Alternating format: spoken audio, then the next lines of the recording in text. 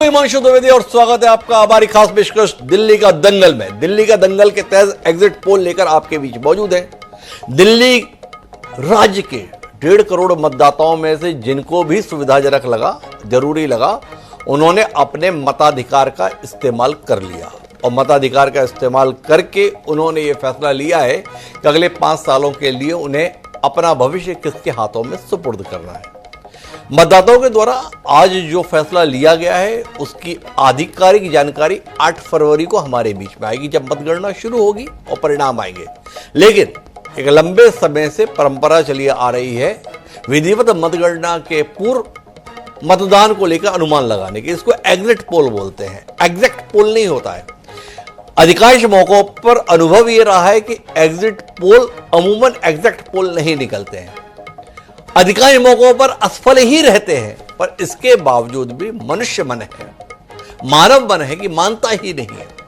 अभी भी सबको इस बात के लिए बड़ी उत्सुकता रहती है कि एग्जिट पोल क्या बताने वाला है, एग्जिट पोल के अनुसार क्या होने वाला है। तो लोगों की चूंकि इच्छा रहती है तो उसे इच्छा की पूर्ति करने के लिए मीडिया कोशिश करता है। तो तमाम चैनल इस समय पर अपनी अपनी स्क्रीन पर यह बताने में लगे हैं कि उनके अनुसार 8 फरवरी को परिणाम क्या आने वाला है। तो दिल्ली के संदर्भ में हम महा एग्जिट पोल लेकर आपके बीच में हैं। हमने अपनी तरफ से किसी एजेंसी के द्वारा कोई एग्जिट पोल नहीं कराया है, पर जितने भी एग्जिट पोल हैं उनकी जानकारियां लेकर हम आपके बीच में हैं, जानने की कोशिश करेंगे, समझने की कोशिश करेंगे कि तमाम एजेंसियों की एग्जिट पोल क्या संभावनाओं की ओर हमें लेकर जा रहे हैं और इसमें विमर्श भी करेंगे। जैसा कि हमने कल दिलचस्प एग्जिट पोल पर चर्चा के लिए 4 खास मेहमान भी हैं हमारे साथ। शांत प्रकाश जी हैं, वरिष्ठ नेता हैं भारतीय जनता पार्टी के, वो हमारे साथ जुड़ रहे हैं। हमारे साथ एमडी प्रकाश जी हैं, प्रवक्ता हैं कांग्रेस पार्टी के। हमारे साथ सुमित हिंदुस्तानी जी जुड़ेंगे जो प्रवक्ता हैं आम आदमी पार्टी के, और साथ ही वरिष्ठ पत्रकार श्रवण गर्ग जी भी हमारे साथ इस चर्चा का हिस्सा बनने के लिए मौजूद हैं। दिल्ली विधानसभा में 70 सीटें हैं। 70 सीटों में बहुमत के लिए 36 सीटें जिस भी पार्टी को मिलेंगी वो सत्ता में आएगा। 1993 से लगातार दिल्ली विधानसभा के चुनाव हो रहे हैं। केवल एक बार ऐसा मौका है जब दिल्ली के मतदाता भ्रमित रहे, उन्होंने किसी एक के हिस्से में कमान नहीं सौंपी। वो 2013 का समय था जब आम आदमी पार्टी का उदय हुआ था। आम आदमी पार्टी ने अपने गठन के तुरंत बाद चुनाव में चमत्कारिक प्रदर्शन किया था और उससे बड़े चमत्कार अगले 2 विधानसभा चुनाव में उसके द्वारा किए गए। कांग्रेस पार्टी 15 साल तक सत्ता में रही। 1998 से लेकर 2013 तक शीला दीक्षित के नेतृत्व में कांग्रेस की सरकार रही। पर कांग्रेस को जिस तरीके से दिल्ली ने खारिज किया है वैसा बहुत कम लोग ही खारिज होते हैं। पिछले 2 विधानसभा चुनाव में दिल्ली के मतदाता डबल डिजिट में मत भी नहीं दिए और 0 डिजिट पर सीट के मामले में कांग्रेस को खड़ा रखा। भारतीय जनता पार्टी का दुख, दर्द, तकलीफ, पीड़ा इस रूप में है कि वो पूरे देश में चुनाव जीत रही है, पर देश का हृदय कही जाने वाली दिल्ली से लगातार हार रही है। वह अटल बिहारी वाजपेयी, आडवाणी के दौर में भी हारी और अभी अमित शाह, नरेंद्र मोदी, जेपी नड्डा के दौर में भी लगातार हारती रही है। पर क्या इस बार वो हार के तिलिस्म को तोड़ देगी और सत्ता में आने में सफल हो जाएगी? यही सबसे महत्वपूर्ण सवाल है। मेरे साथ में कुछ आंकड़े हैं जो अभी तक एग्जिट पोल के रूप में सामने हैं। एग्जिट पोल एक बार फिर चौंकाता हुआ दिख रहा है, लेकिन उस माहौल के अनुरूप ही है जैसा माहौल चुनाव के दौरान बना हुआ था। माहौल यह बना हुआ था कि अरविंद केजरीवाल इस बार मुश्किल में है, आम आदमी पार्टी भी मुश्किल में है।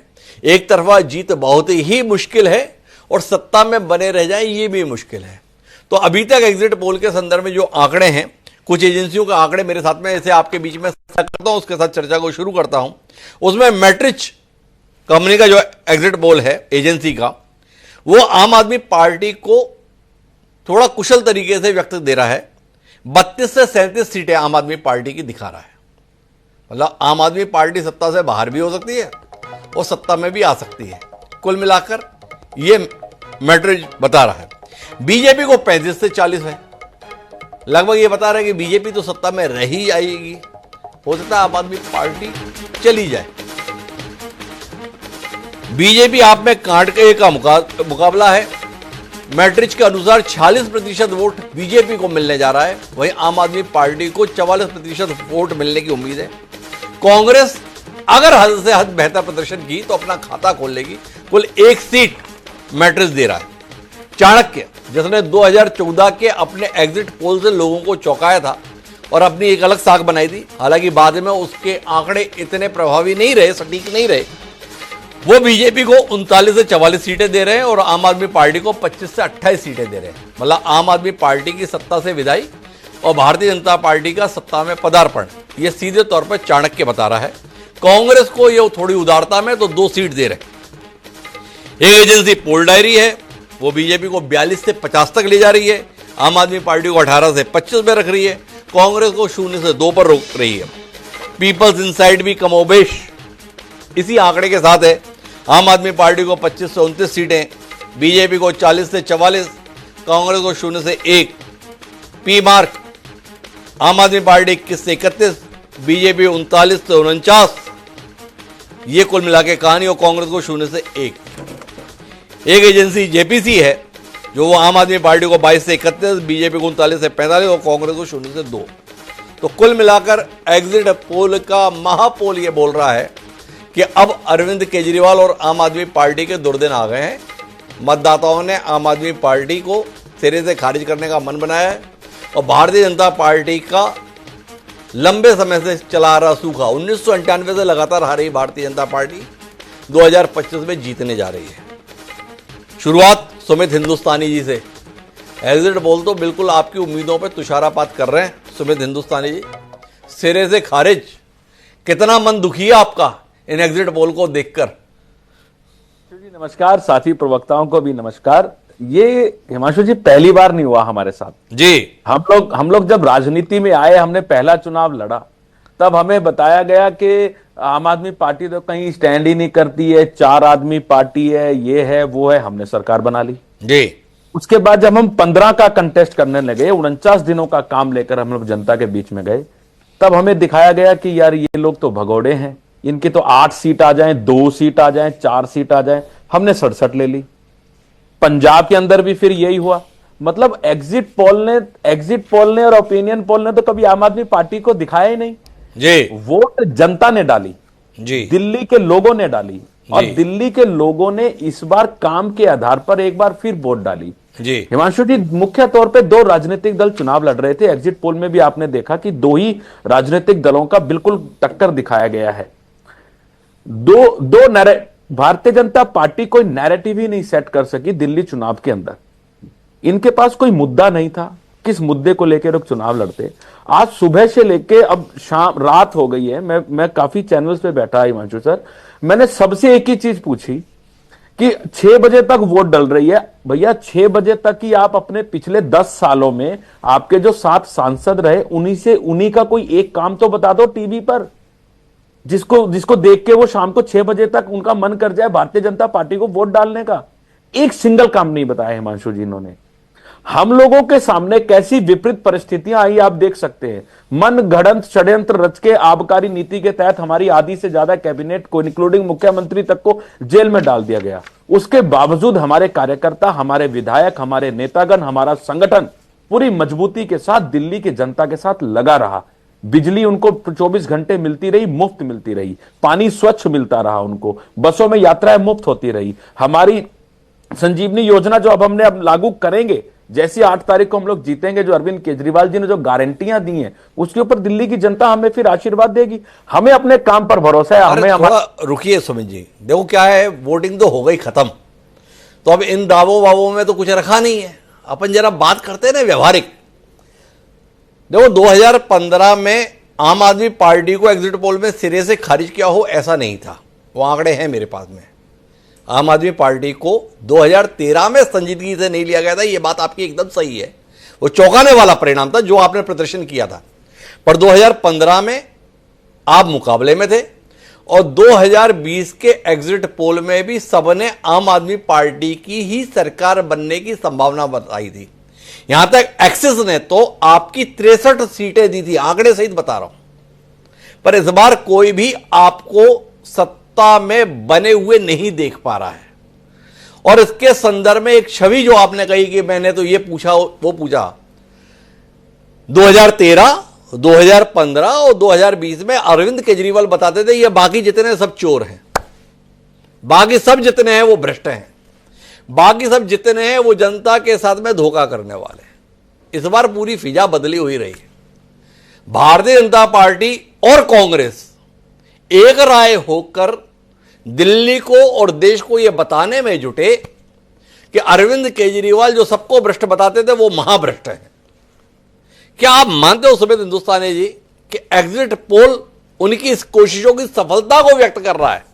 एग्जिट पोल क्या होगा पता नहीं, पर एग्जिट पोल कहीं ना कहीं प्रभावित हो गया है भाजपा और कांग्रेस की कोशिशों से, और इसलिए आपकी सत्ता से विदाई दिखा रहा है।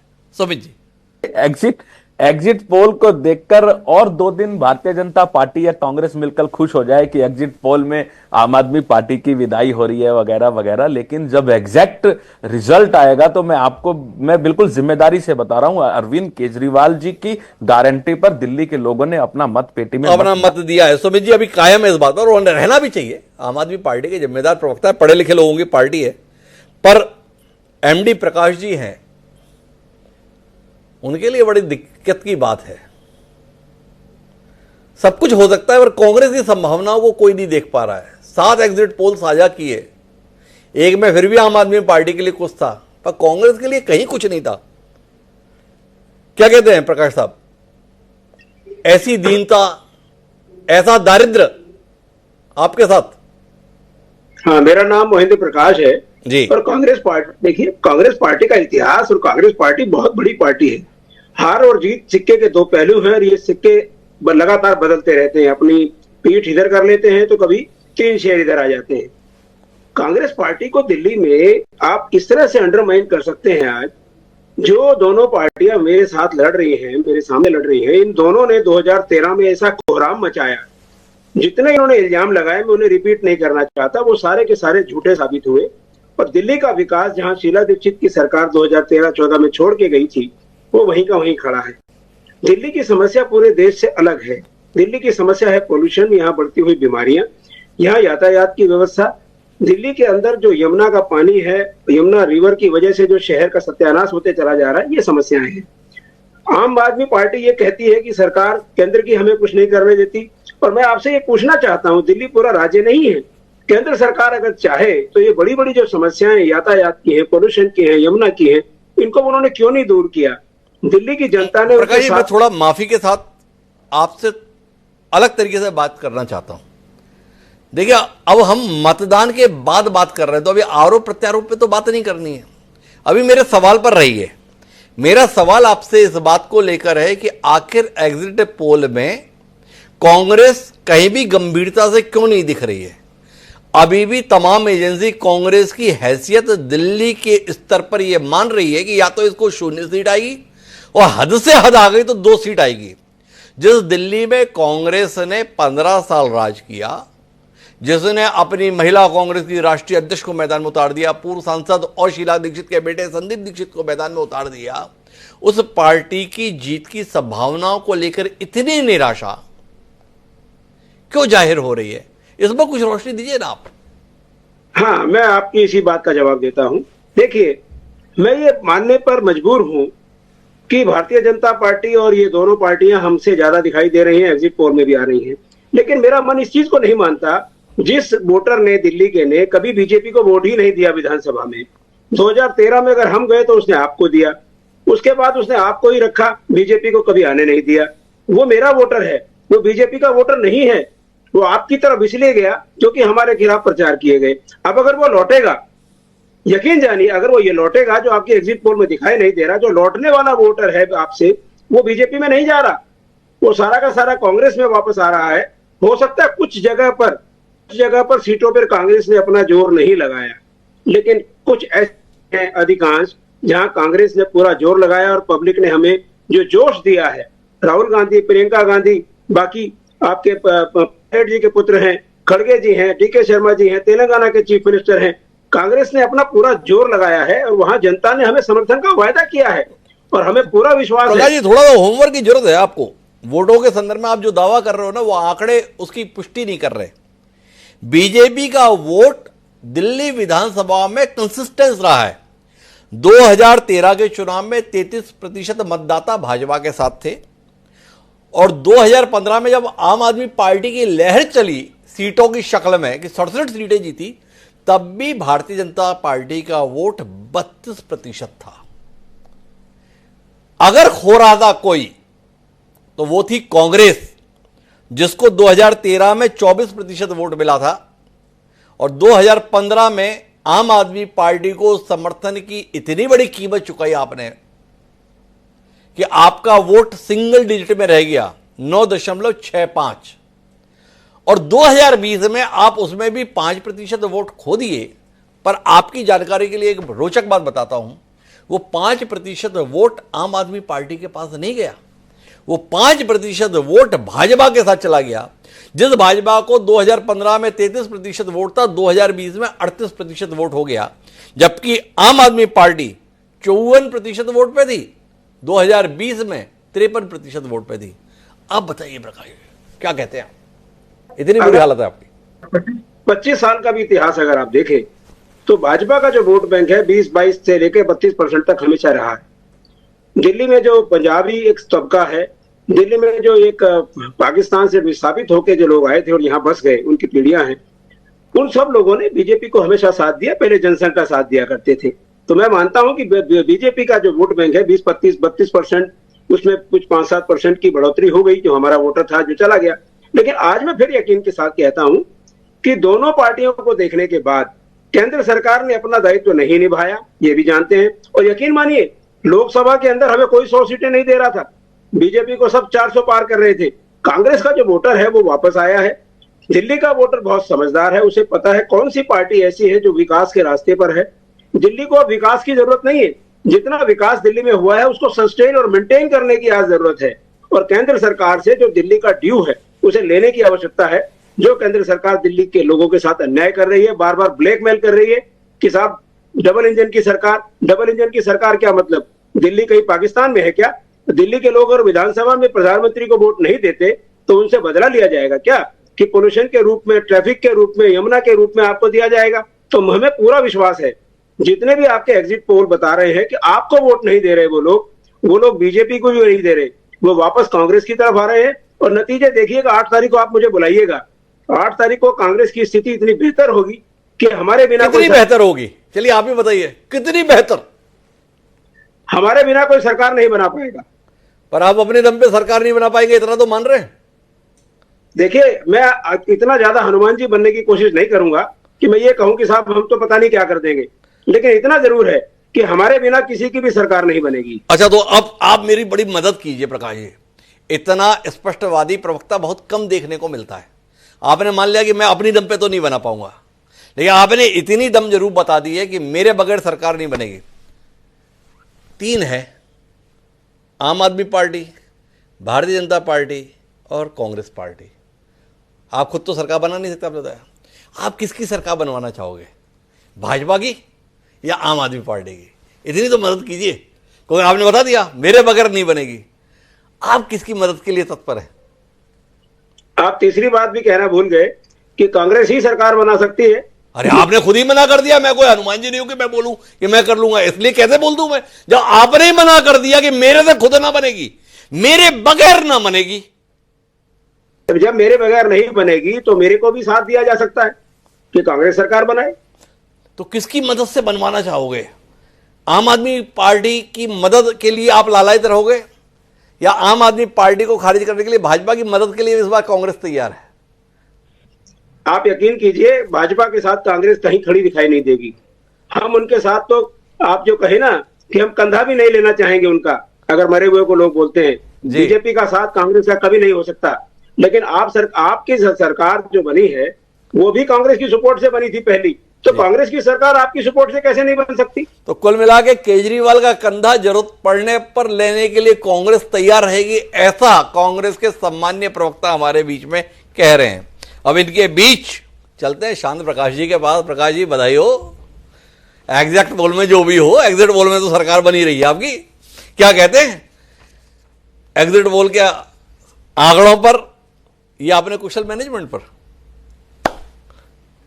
नहीं, एग्जिट पोल से मैं पूरी तरह सहमत नहीं हूं। हमारा परिणाम जो है इससे बेहतर आ रहा है, इससे ज्यादा अच्छा हम लोग करने जा रहे हैं। यहाँ पर कम आंका गया है, ठीक है, कम आंकना ही चाहिए, क्योंकि फिर अगर वो करेंगे तो फिर वो झूठ और ये फर्जी हो जाते हैं। और हमने जिस तरीके से काम किया है, हमारा विजन कंसेप्ट बिल्कुल क्लियर है।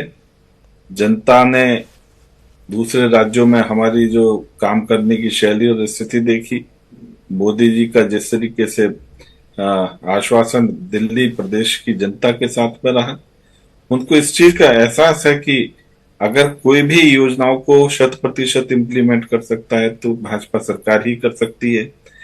आम आदमी पार्टी ने गुणगान तो बहुत किया जी। कि हमने फ्री की चीजें दी हैं, मगर इन्होंने दिया कुछ भी नहीं है सिवाय बिजली 200 यूनिट और किराया जो बच्चियों का, महिलाओं का माफ है। इसके अलावा तो इन्होंने कुछ दिया ही नहीं है। जो 1,000 रुपए देने की घोषणा की थी वो पूरी शुरू ही नहीं हुई इनकी। तो उनको, जनता को मालूम पड़ा कि ये देंगे भी नहीं, और अगर ये जीत गए तो ना देने का बहाना इनके पास है, क्योंकि 5 साल तक तो अभी केंद्र में जो है भाजपा सरकार रहने वाली है। तो तुम हमें अगर उनसे ही मांग करके दोगे तो हम सीधा उनसे क्यों ना ले लें।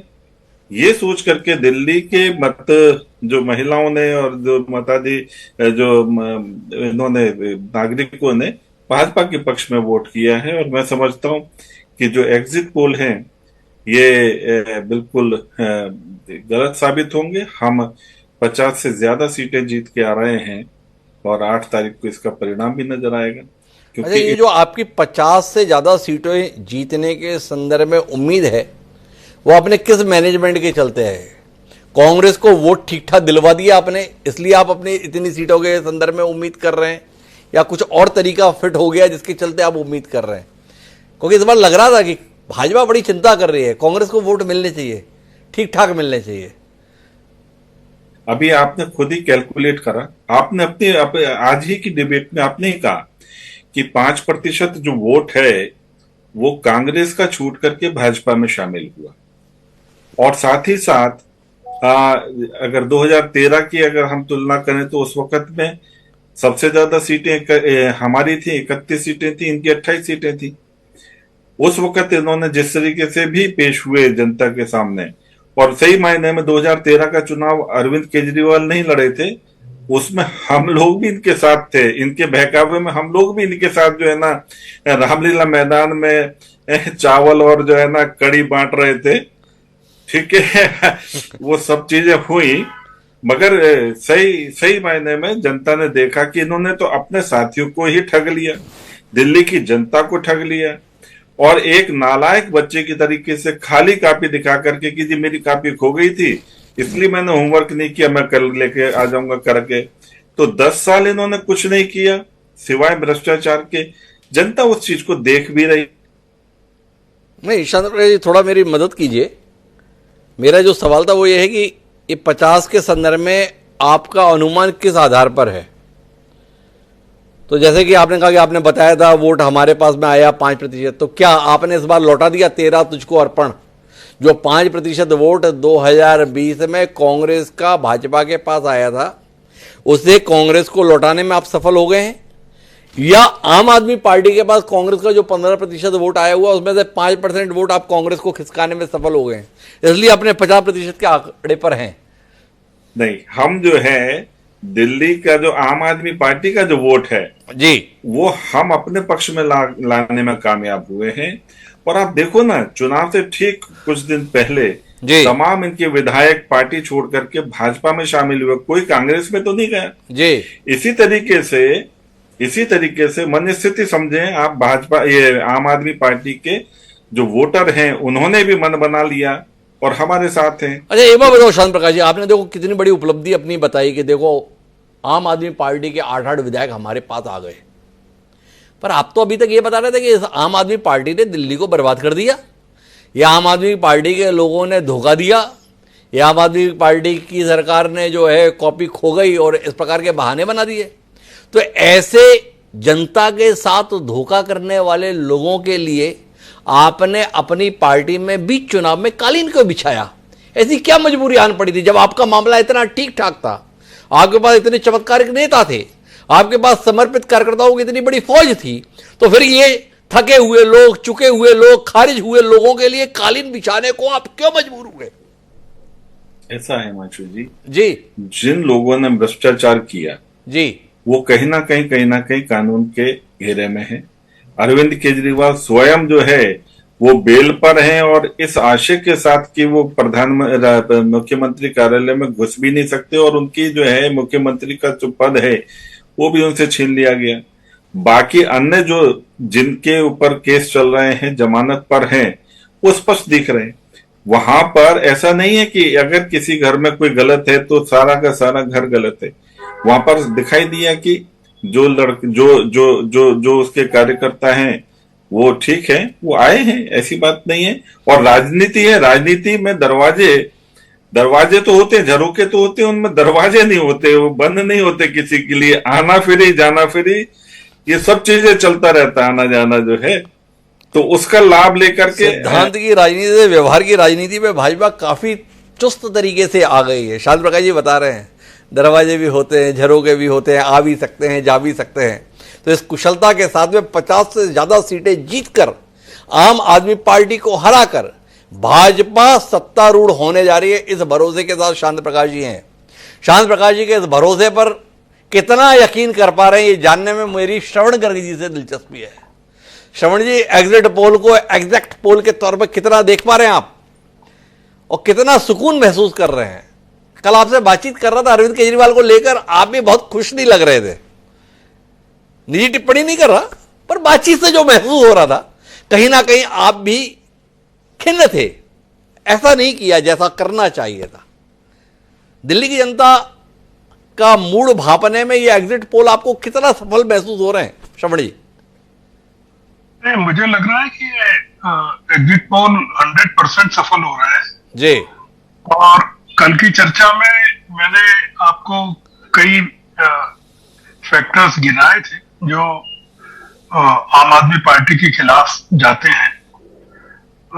उसमें यह भी था कि एक 10 साल की जो एंटी इनकम्बेंसी है इनके खिलाफ, वो सबसे बड़ा कारण है। और भारतीय जनता पार्टी ने जिस तरह से काम किया है, भारतीय जनता पार्टी ने कम काम किया है, वहां आरएसएस ने ज्यादा काम किया है जी। लगभग 50,000 बैठकें ड्राइंग रूम की आरएसएस के लोगों ने वहां ली है जी। और वो अरुण जी जो हरियाणा के प्रभारी थे, वो दिल्ली में भी उन्होंने पूरे के पूरे अपने आरएसएस के जो 8 जोन है, विभाग जो है, उनके लोगों को दिल्ली में झोंका था। तो ये जीत तो आरएसएस की हो या बीजेपी की हो, ये आम आदमी पार्टी के खिलाफ है। और मैं ये जो एग्जिट पोल्स है इसको देश के लिए और विपक्ष के लिए बहुत अच्छा मानता हूं। शुरू से मेरा ये मानना है कि इन्होंने भाजपा के जो हमारे वरिष्ठ नेता है, उन्होंने एक चीज ये नहीं कही कि अरविंद केजरीवाल का उपयोग इन्होंने कांग्रेस की हुकूमत को गिराने में कर लिया था जी।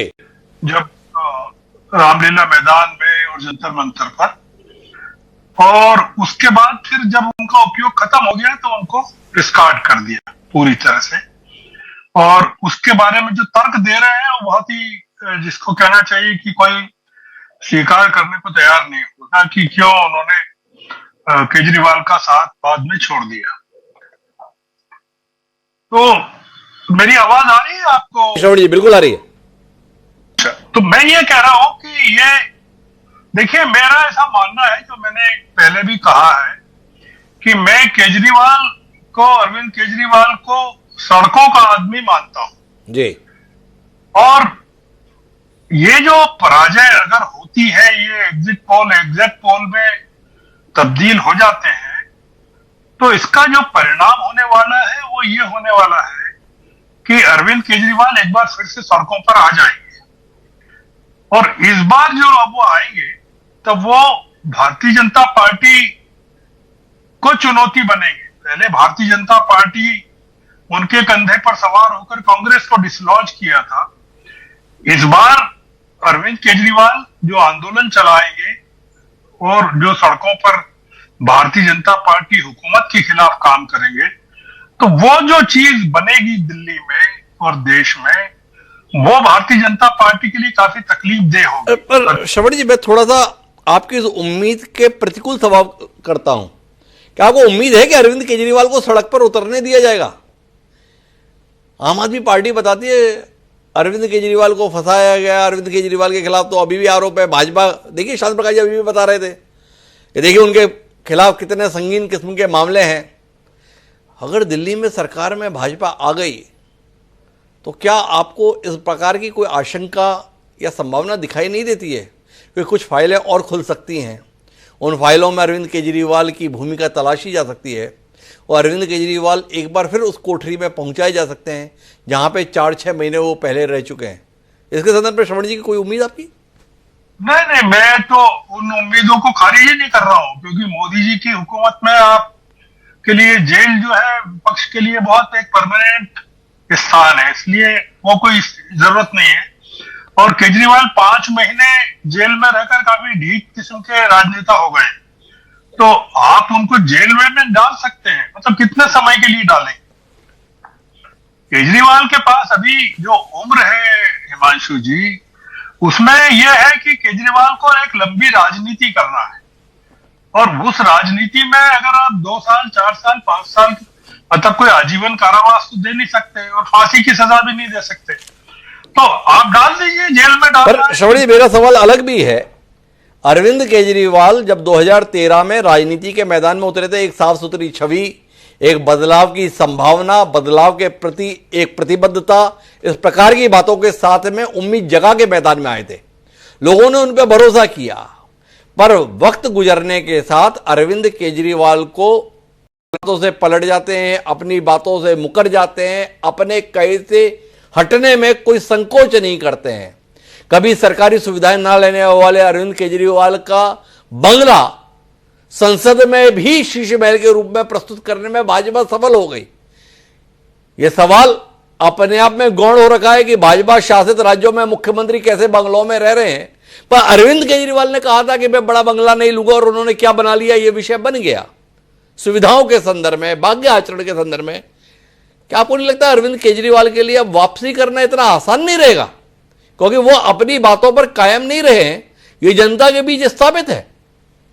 अरविंद केजरीवाल के लिए वापसी मुश्किल रहेगी, बहुत आप ठीक कह रहे हैं, और उनकी वापसी होना भी नहीं चाहिए। मैं ये भी कह रहा हूं, एक जो फैक्टर इसमें आप गिन नहीं रहे हैं, जो कांग्रेस का जो फैक्टर है, आप ये देखिएगा कि कांग्रेस, अगर आप ईमानदारी से देखें चीजों को, तो कांग्रेस दिल्ली में वो काम करना चाहती थी, या उसको करना चाहिए था या किया होगा, जो अरविंद केजरीवाल ने कांग्रेस के साथ गुजरात में किया, गोवा में किया, तमाम जगह पर किया। जी, आपने ये तो कह दिया कि उनको, कांग्रेस के प्रवक्ता से आपने ये तो पूछ लिया कि 1 सीट भी नहीं मिल रही है, 2 सीट भी नहीं मिल रही है। आप जब वोट शेयर आए कांग्रेस का, तब आप देखिएगा कि जो कांग्रेस का वोट शेयर है, जो आम आदमी पार्टी के 54% से 55% से जो कम हो रहा है, वो बीजेपी में कितना गया है और कांग्रेस में कितना गया है। तो कांग्रेस का जो उद्देश्य रहा होगा, तो मैं कल भी आपकी चर्चा में कह रहा था कि बीजेपी और कांग्रेस का जो एक कंबाइंड उद्देश्य रहा है या रहना चाहिए था, वो ये कि अरविंद केजरीवाल को सत्ता में वापस नहीं आने देना, सत्ता में वापस नहीं आने देना है। तो मैं वापस सुबह हिंदुस्तानी जी आपके पास जाता हूं। आपका आत्मविश्वास अपनी जगह, आपके आत्मविश्वास के लिए मेरी शुभकामनाएं अपनी जगह, और वर्तमान में जो एग्जिट पोल है उस पर चर्चा अपनी जगह। थोड़ा एग्जिट पोल को केंद्र में रख के बात कर लेते हैं। आपके दावे, आपकी उम्मीद, उसके प्रति पूरी शुभकामना। क्या मानते हो कि आपको अपना किया भोगना पड़ रहा है? आप भाजपा और कांग्रेस के खिलाफ मजबूत लड़ाई लड़ने की बात करते थे। श्रवण गर्ग जैसा प्रबुद्ध पत्रकार यह बता रहा है कि आपने अन्य राज्यों में कांग्रेस की कब्र खोदने और भाजपा की सत्ता सुनिश्चित करने की दृष्टि से ठीक ठाक भूमिका निभाई। इस बार दिल्ली में, जहां से आपकी जमीन तैयार हुई, कांग्रेस ने वही भूमिका निभाकर कर्ज चुकाने की कोशिश की। आपको उधार था गुजरात के संदर्भ में, गोवा के संदर्भ में या अन्य संदर्भ में, कांग्रेस ने कोशिश की आपका कर्जा उतार दें। जैसा आपने उनके साथ किया वैसा वो यहां पर आपके साथ कर दें। क्या कहते हैं हिमांशु जी, आज ग्राउंड पे अगर आपने देखा होगा जी, तो ऐसे बहुत से पोलिंग स्टेशन थे दिल्ली के अंदर जहां पे कांग्रेस पार्टी के बूथ ही नहीं लगे, तो वोट की तो परसेंटेज जाने की तो बात ही नहीं होती। जी, उनके प्रत्याशियों की कोई एक शिकायत आई हो कि भैया हमारा बूथ के साथ ये हो गया वो हो गया? मैंने आपको बताया, दो ही पार्टियां आमने सामने की टक्कर में चुनाव लड़ रही थी। एक पार्टी का जिसका नैरेटिव नहीं था, जिसको केवल और केवल गाली गलौज करके सत्ता में आना था, और दूसरी पार्टी आम आदमी पार्टी जो पिछले 10 साल में उन्होंने जन योजनाओं के ऊपर काम किया, उसके आधार पे वो चुनाव लड़ रही थी। तो कांग्रेस पार्टी कितनी सफल हो चुकी है कितनी नहीं है वो तो 8 तारीख को असर पता चल जाएगा। लेकिन श्रवण जी की मैं बात को सुन रहा था, मैं उनकी बात से कुछ हद तक सहमत हूं और कुछ हद तक मैं अपनी असहमति जाहिर करता हूं। अरविंद केजरीवाल जी के ऊपर जिस प्रकार से राजनीतिक षड्यंत्र के तहत उनको सलाखों के पीछे डाला गया, आपने देखा होगा, आम आदमी पार्टी का शायद ही कोई एक विधायक बचा हो जिसके घर पे रेड ना पड़ी हो, और आज तक सर सिंगल रुपए की भी रिकवरी किसी भी जांच एजेंसी को नहीं मिली। ये भारतीय जनता पार्टी एक कागज तैयार करती है, उस कागज को अगले दिन मीडिया में लेकर आती है पूरे मजबूत तरीके से, और आम आदमी पार्टी को कटघरे में खड़ा करके एक ये नैरेटिव सेट करने पे लग जाती है कि देखिए आम आदमी पार्टी खत्म हो जाएगी, इसके लोग जेल में चले जाएंगे, ये हो जाएगा वो हो जाएगा। दूसरा, जो हमारे बाबूजी भारतीय जनता पार्टी के प्रवक्ता है, मैं उनसे भी एक चीज पूछना चाहता हूं, अगर अरविंद केजरीवाल जेल में रहकर इस्तीफा दे देते तो आप लोग फिर चिल्लाने लग जाते कि देखा उन्होंने इस्तीफा दे दिया, वो तो ये है वो तो वो है।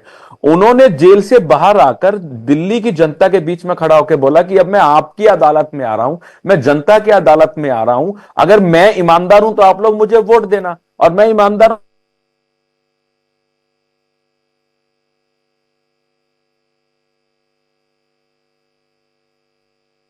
हिंदुस्तानी जी से हमारा संपर्क टूट गया है, हम दोबारा से उनसे जुड़ने की कोशिश कर रहे हैं, लेकिन सुमित जी को यह स्वीकारने में काफ़ी दिक्कत है कि वो चुनाव हार रहे हैं।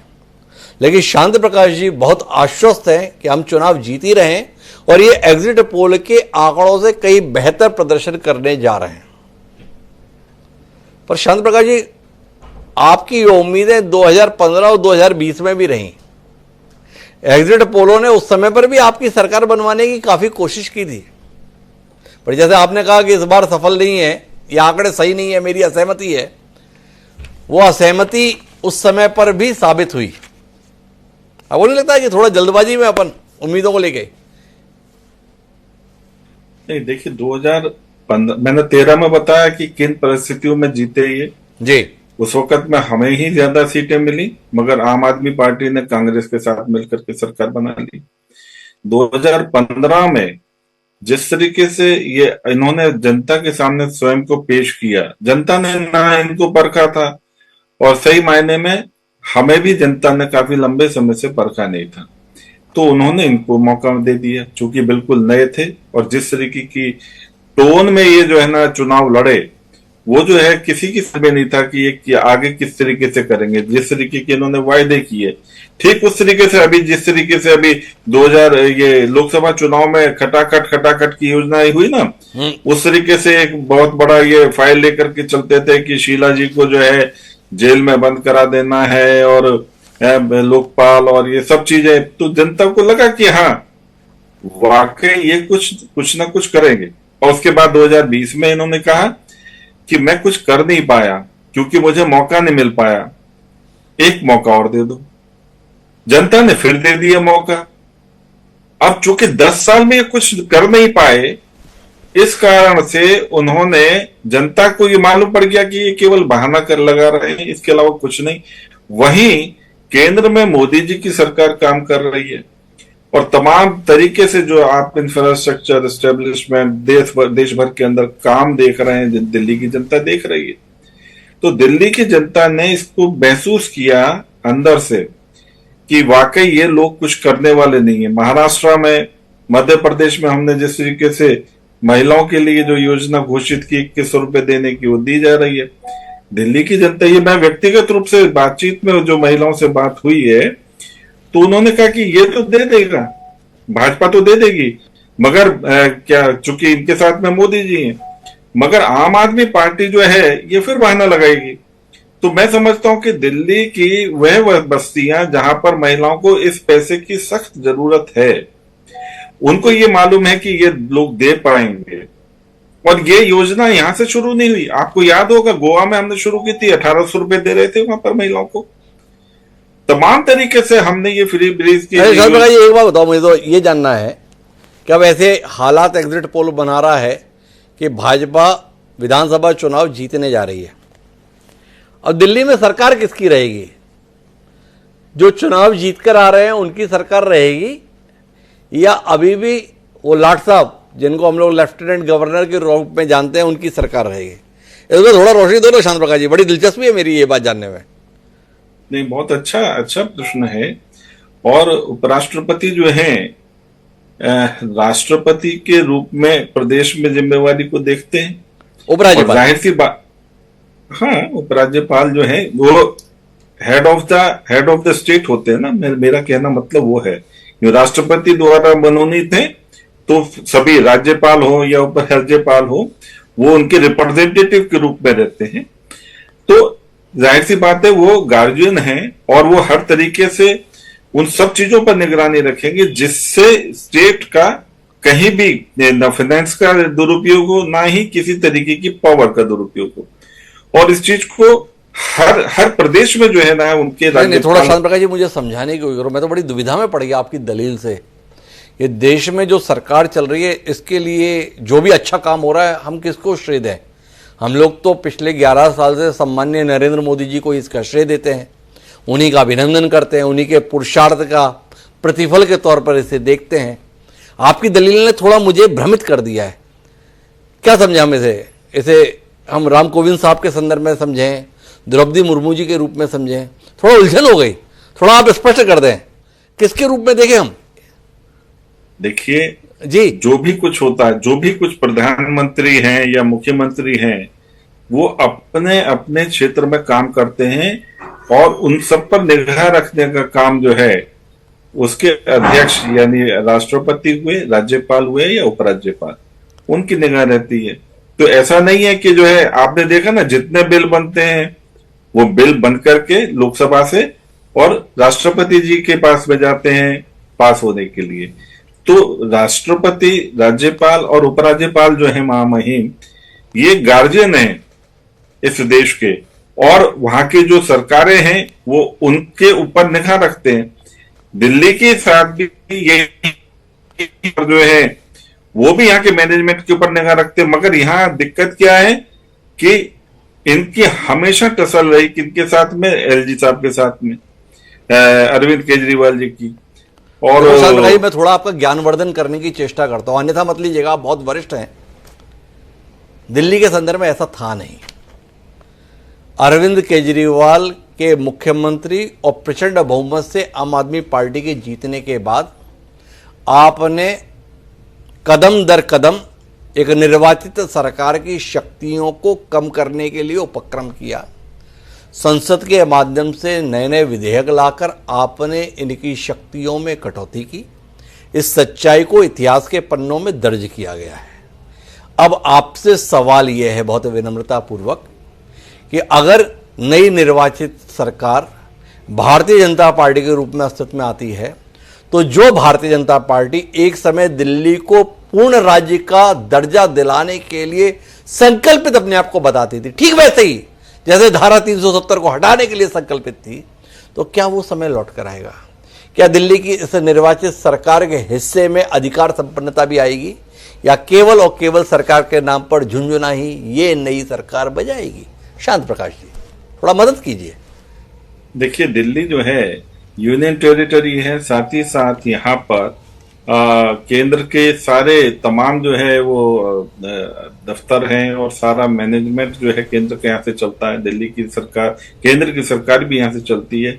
तो मैं नहीं समझता कि शायद इतनी जल्दी कोई निर्णय लिया जाएगा कि इसको पूर्ण के राज्य का दर्जा दिया जाए। कमाल हो गया शांत प्रकाश जी, ये जानकारी आपको अब हुई कि दिल्ली में केंद्र के दफ्तर हैं, दिल्ली यूनियन टेरिटरी है। पर आपकी पार्टी तो जाने कितने दशकों से ये दावा कर रही थी, वादा कर रही थी, और श्रवण जी बड़ी मदद कर देंगे मेरी। श्रवण जी दिल्ली में ठीक ठाक समय गुजार कर गए हैं कैसे भाजपा बता दीजिए पूर्ण राज्य का दर्जा दिलाएंगे दिल्ली को। ये आडवाणी जी के दौर में भी बोला गया, अटल जी के दौर में भी बोला गया। ये ज्ञान कब प्राप्त हुआ कि दिल्ली के साथ में ये दिक्कत है शांति प्रकाश जी? नहीं, इसको महसूस करने की आवश्यकता है कि क्योंकि मालूम है कि अगर इस प्रकार की कोई एनार्किस्ट लोग अगर आकर के दिल्ली पर बैठ जाएंगे, जिस तरीके से आम आदमी पार्टी के हमारे अरविंद केजरीवाल जी और इनकी पूरी टीम आकर के बैठी, एक मुख्यमंत्री जंतर मंतर पर इस पे लाल किले इसके राजपथ पर जाकर के धरना दे रहा है और वहां जाकर के लेट जाते हैं 25 जनवरी को, ये मुख्यमंत्री को शोभा नहीं देता। इसमें तो बहुत सावधानी बरतने की जरूरत है। आप अच्छे मुख्यमंत्री के रूप में काम करें, आप पूर्ण राज्य का दर्जा लेना चाहते हैं तो आपको अराजकता के साथ नहीं, व्यवहारिक रूप में काम करने की आवश्यकता है। मगर इस प्रकार के लोगों के हाथ में अगर सत्ता चली जाती है तो जाहिर सी बात है कि दिल्ली में बहुत कुछ बिगड़ तो जाएगा। शांति प्रकाश जी, ये तो जनता तय करेगी ना कि किसके हाथ में सत्ता देनी है, या आप लोग तय करोगे कि सत्ता किसके हाथ में देनी है? लोकतांत्रिक देश है, जनता सर्वोपरि है या आप सर्वोपरि हो गए हैं? हमें सुरक्षा सर्वोपरि है। हमें उन लोगों से सुरक्षा सर्वोपरि है जो लोग वातावरण को असुरक्षित करने में हर वक्त हर तरीके के प्रयास करते हैं। बड़ा और कंफ्यूजन इसी है का आपकी लोकतंत्र के संदर्भ में कोई मान्यता है, आस्था है? जनता तय करेगी ना किसके हाथ में भविष्य देना है, या शांति प्रकाश जी और उनकी पार्टी तय करेगी? जनता ने हमें भेजा ना, अब जनता का ख्याल हमें रखना है कि कहां कहां कौन कौन शरारत करने वाले लोग हैं, उन पर तो श्रवण जी के पास चलता हूं। श्रवण जी क्या कहते हैं? दिल्ली में निर्वाचित सरकार के हिस्से में कुछ अधिकार संपन्नता रहने की उम्मीद जाग रही है आपको इस एग्जिट पोल के बाद, या आपको लगता है कि ठीक है अब सरकार ऐसी ही रहेगी चाहे जिस भी पार्टी की रहे, केंद्र ही देखेगा किसको कैसे कहां तक चलने देना है? मुझे लगता है हिमांशु जी कि दिल्ली में पॉलिटिकली और एडमिनिस्ट्रेटिवली काफी नए किस्म की स्टेबिलिटी आएगी जी। और ये जो तमाम चीजें हैं, क्योंकि ये इलेक्शन जो है प्रधानमंत्री ने लड़ा था जी। अपने चेहरे पर, क्योंकि किसी को चेहरा तो घोषित किया नहीं उन्होंने कि ये मुख्यमंत्री बनेगा। अब ये है कि उन्होंने जितने वादे किए हैं वो उनको पूरे करने पड़ेंगे, और उसमें पूर्ण राज्य का दर्जा भी है, यमुना को साफ करना भी है और सड़कें भी बनाना है। उन्होंने क्या कहा है कि जो वायदे अरविंद केजरीवाल की पार्टी ने किए हैं वो भारतीय जनता पार्टी पूरे करेगी। अब आप इसमें जरा देखिए क्या क्या इन्वॉल्व है कि अरविंद केजरीवाल ने क्या क्या कहा और मोदी जी ने अपनी तरफ से क्या क्या कहा था जी। और भारतीय जनता पार्टी का मैनिफेस्टो क्या क्या कहता है। वो सारे के सारे काम बीजेपी करेगी, और अरविंद केजरीवाल अगर विपक्ष में रहे तो भारतीय जनता पार्टी से वो सारे काम करवाएंगे। ये जो लड़ाई है दिल्ली की हिमांशु जी, ये अब नए फेज में चली जाए।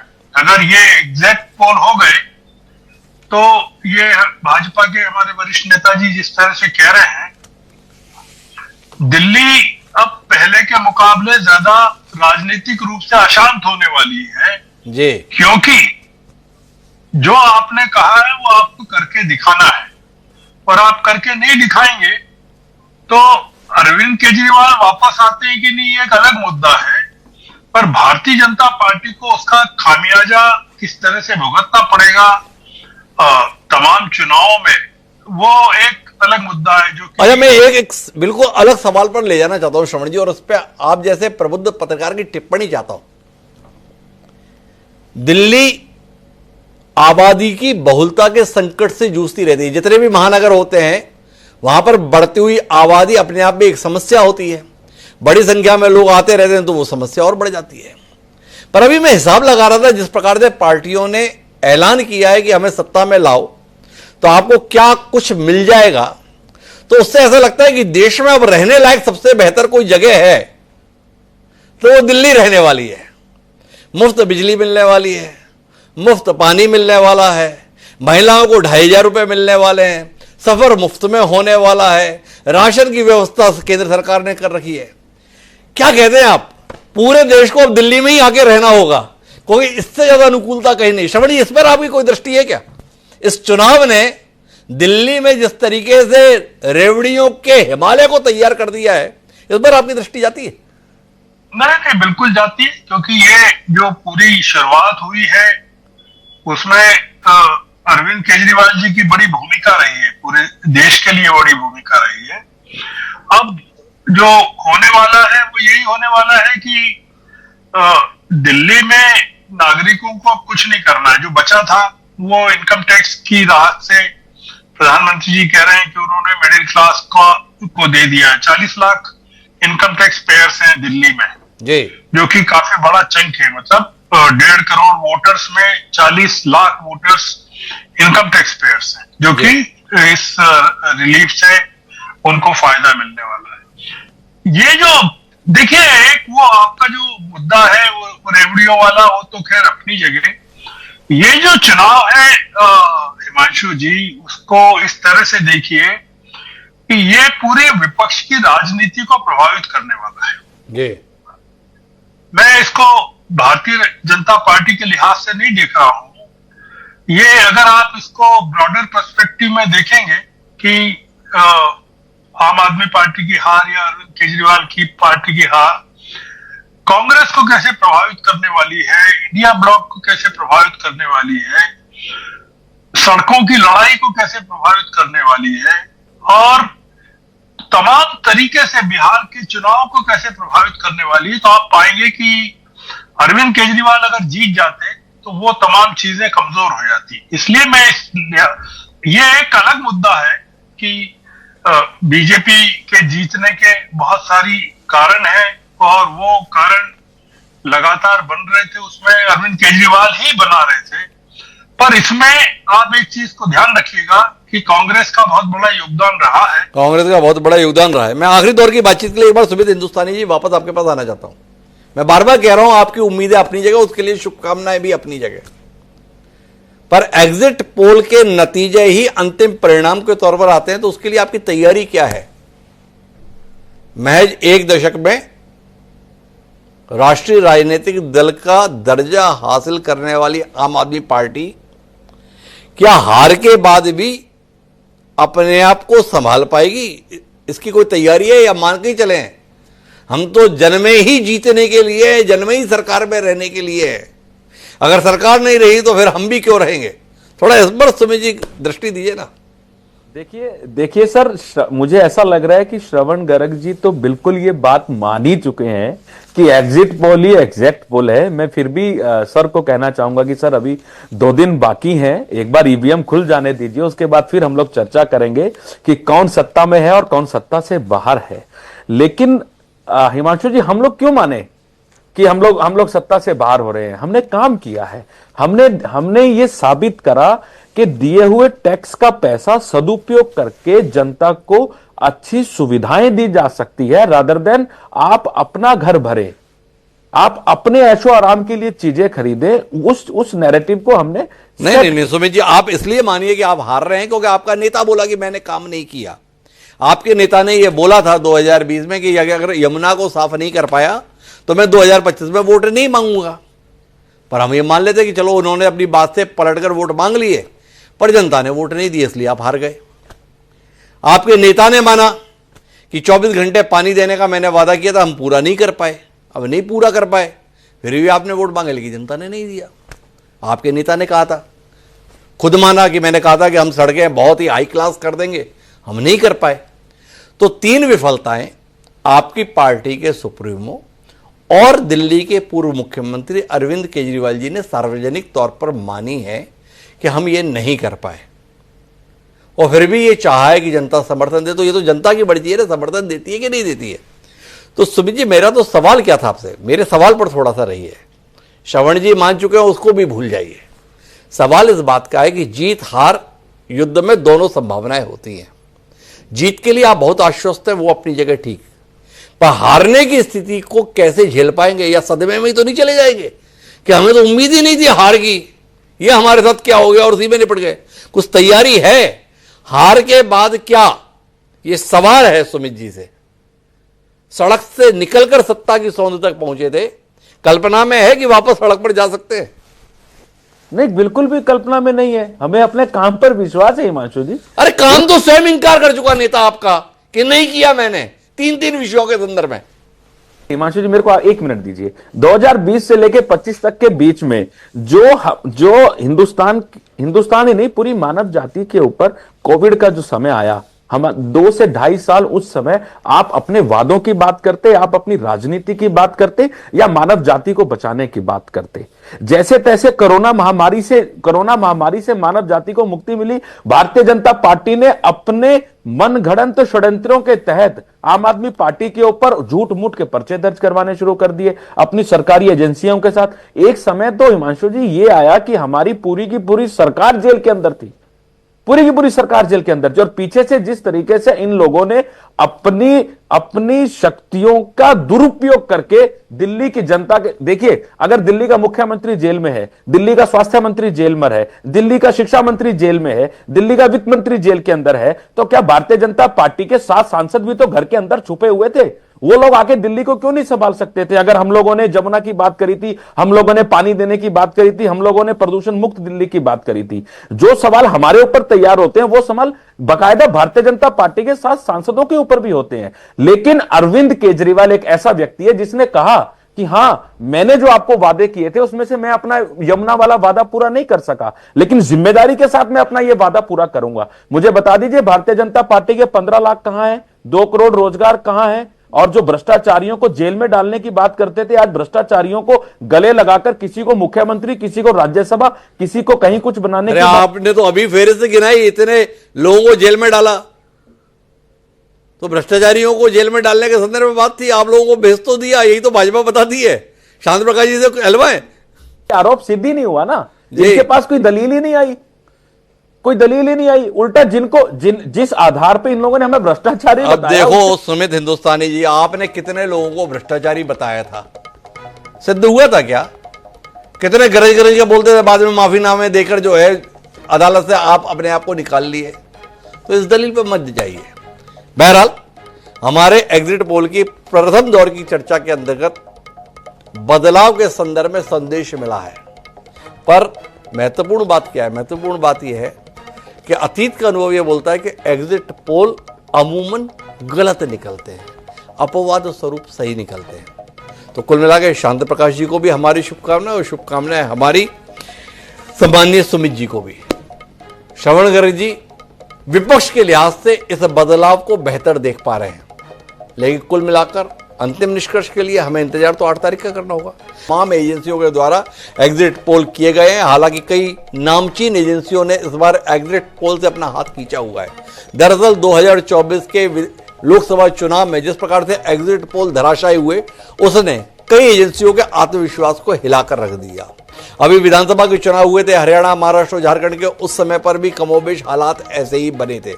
इसके मद्देनजर अब तमाम स्थापित एजेंसियां संकोच करती हैं उतनी दमदारी के साथ अपना पक्ष रखने में एग्जिट पोल के संदर्भ, पर फिर भी कुछ एजेंसियां हैं जिन्होंने एग्जिट पोल किया। एग्जिट पोल के माध्यम से मतदाताओं के मन को परखने का दावा किया है।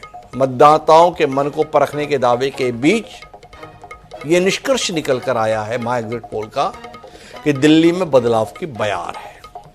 भारतीय जनता पार्टी ने 1993 में 32 साल पहले दिल्ली विधानसभा का चुनाव जीता था।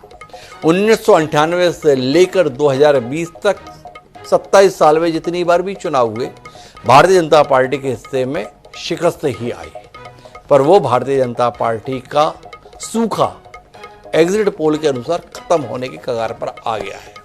एग्जिट पोल ये बता रहे हैं कि दिल्ली में अरविंद केजरीवाल और आम आदमी पार्टी का दौर समाप्त होने जा रहा है और भारतीय जनता पार्टी सत्तारूढ़ होने जा रही है। मेरे पास इस समय 11 एजेंसियों के एग्जिट पोल हैं। इन 11 एजेंसीज में एक भी एग्जिट पोल आम आदमी पार्टी की सीटें भाजपा के मुकाबले ज्यादा नहीं बता रहा है। ये सारे आंकड़े भाजपा को बढ़त और आम आदमी पार्टी को कमतर बता रहे हैं। एक विषय पर सारे एग्जिट पोल एक राय है कि कांग्रेस की स्थिति में कोई बहुत सुधार होने की स्थिति नहीं है। कांग्रेस अपने प्रदर्शन को लगभग दोहराने के कगार पर ही है। कांग्रेस ने 2015 में 0 सीट जीती थी। कांग्रेस ने 2020 में भी चमत्कारिक प्रदर्शन करते हुए विधानसभा में अपनी उपस्थिति दर्ज कराने से परहेज किया था। मतलब 2020 में भी उसके समय 0 सीट आई थी और 2025 में भी अगर मतदाताओं ने चाहा तो कांग्रेस अपने उस प्रदर्शन को दोहराने में सफल रहेगी। तमाम एजेंसियां 0 से 1 और बहुत उदार हुए तो 2 सीट कांग्रेस को देने के लिए तैयार है। इन आंकड़ों के बीच में हम लगातार चर्चा कर रहे हैं। कुछ नए मेहमान नए आंकड़ों के बीच हमारे साथ जुड़े हैं।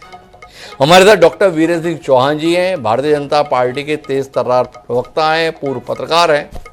हमारे साथ इंजीनियर इमरान लतीफ जी हैं, जिस आम आदमी पार्टी का अस्तित्व सरकार के तौर पर खतरे में दिखाई दे रहा है उसके प्रवक्ता हैं। हमारे साथ में शैलेश नितिन त्रिवेदी जी हैं, जो कांग्रेस ऐसा अभूतपूर्व प्रदर्शन लगातार दिल्ली में करती है उसका पक्ष रखने का साहस जो जुटा रहे हैं वो शैलेश नितिन त्रिवेदी हैं। और इन सब के बीच में वरिष्ठ पत्रकार राजकुमार सिंह जी भी हमारे साथ जुड़ रहे हैं। आप सभी का स्वागत है। एग्जिट पोल के आंकड़े आप सबके बीच में हैं। वीरेंद्र सिंह चौहान जी हमारे साथ में हैं। हरियाणा की सियासत पर बारीक निगाह डॉक्टर वीरेंद्र सिंह चौहान जी की रहती है। हरियाणा के नेताओं ने, कार्यकर्ताओं ने बहुत पसीना दिल्ली की सड़कों पर बहाया है। तो वीरेंद्र सिंह चौहान जी, कम से कम एग्जिट पोल ने तो आपके कार्यकर्ताओं के पसीने का सम्मान दिखाया है।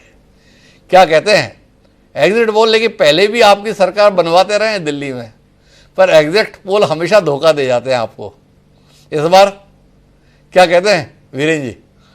भरोसा कर पा रहे हैं या दूध के जले हैं, छाछ भी फूंक कर पिएंगे, इन एग्जिट पोल पर भ्रमित नहीं होंगे? हिमांशु जी, आप और हम एग्जिट पोल्स की और एग्जिट पोल से एग्जैक्ट पोल्स की जो रिश्तेदारी है उसके बारे में पहले भी अनेक बार चर्चा कर चुके हैं। हर बार एग्जिट पोल किसी को धोखा दे ये जरूरी नहीं होता, और बहुत बार एग्जिट पोल एग्जैक्ट पोल में ट्रांसलेट हो जाता है। और ऐसे भी एक से अधिक बार, अनेक बार रेदर हमको कहना चाहिए, अवसर रहे हैं जब एग्जिट पोल वो एग्जैक्ट पोल में अनुवादित नहीं हुए, ट्रांसलेट नहीं हुए।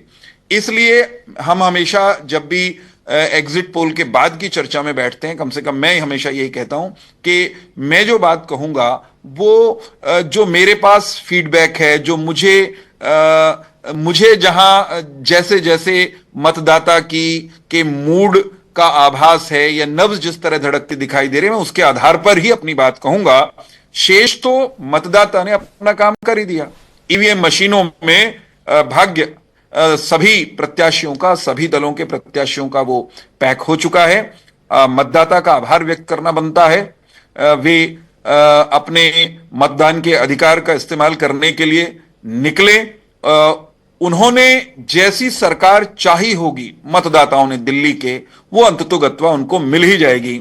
मैं भारतीय जनता पार्टी के कार्यकर्ता, भारतीय जनता पार्टी के प्रवक्ता के नाते यह महसूस करता हूं कि अब की बारी दिल्ली में हमारी बारी है। और यही बात कमोबेश आपके जो एग्जिट पोल्स हैं वो भी कह रहे हैं। दिल्ली अरविंद केजरीवाल और आम आदमी पार्टी की जो कारगुजारियां हैं उनसे आजी जा चुकी थी, और दिल्ली के मतदाता ने इस बार बदलाव के लिए, इस बार भारतीय जनता पार्टी के पक्ष में मतदान किया है।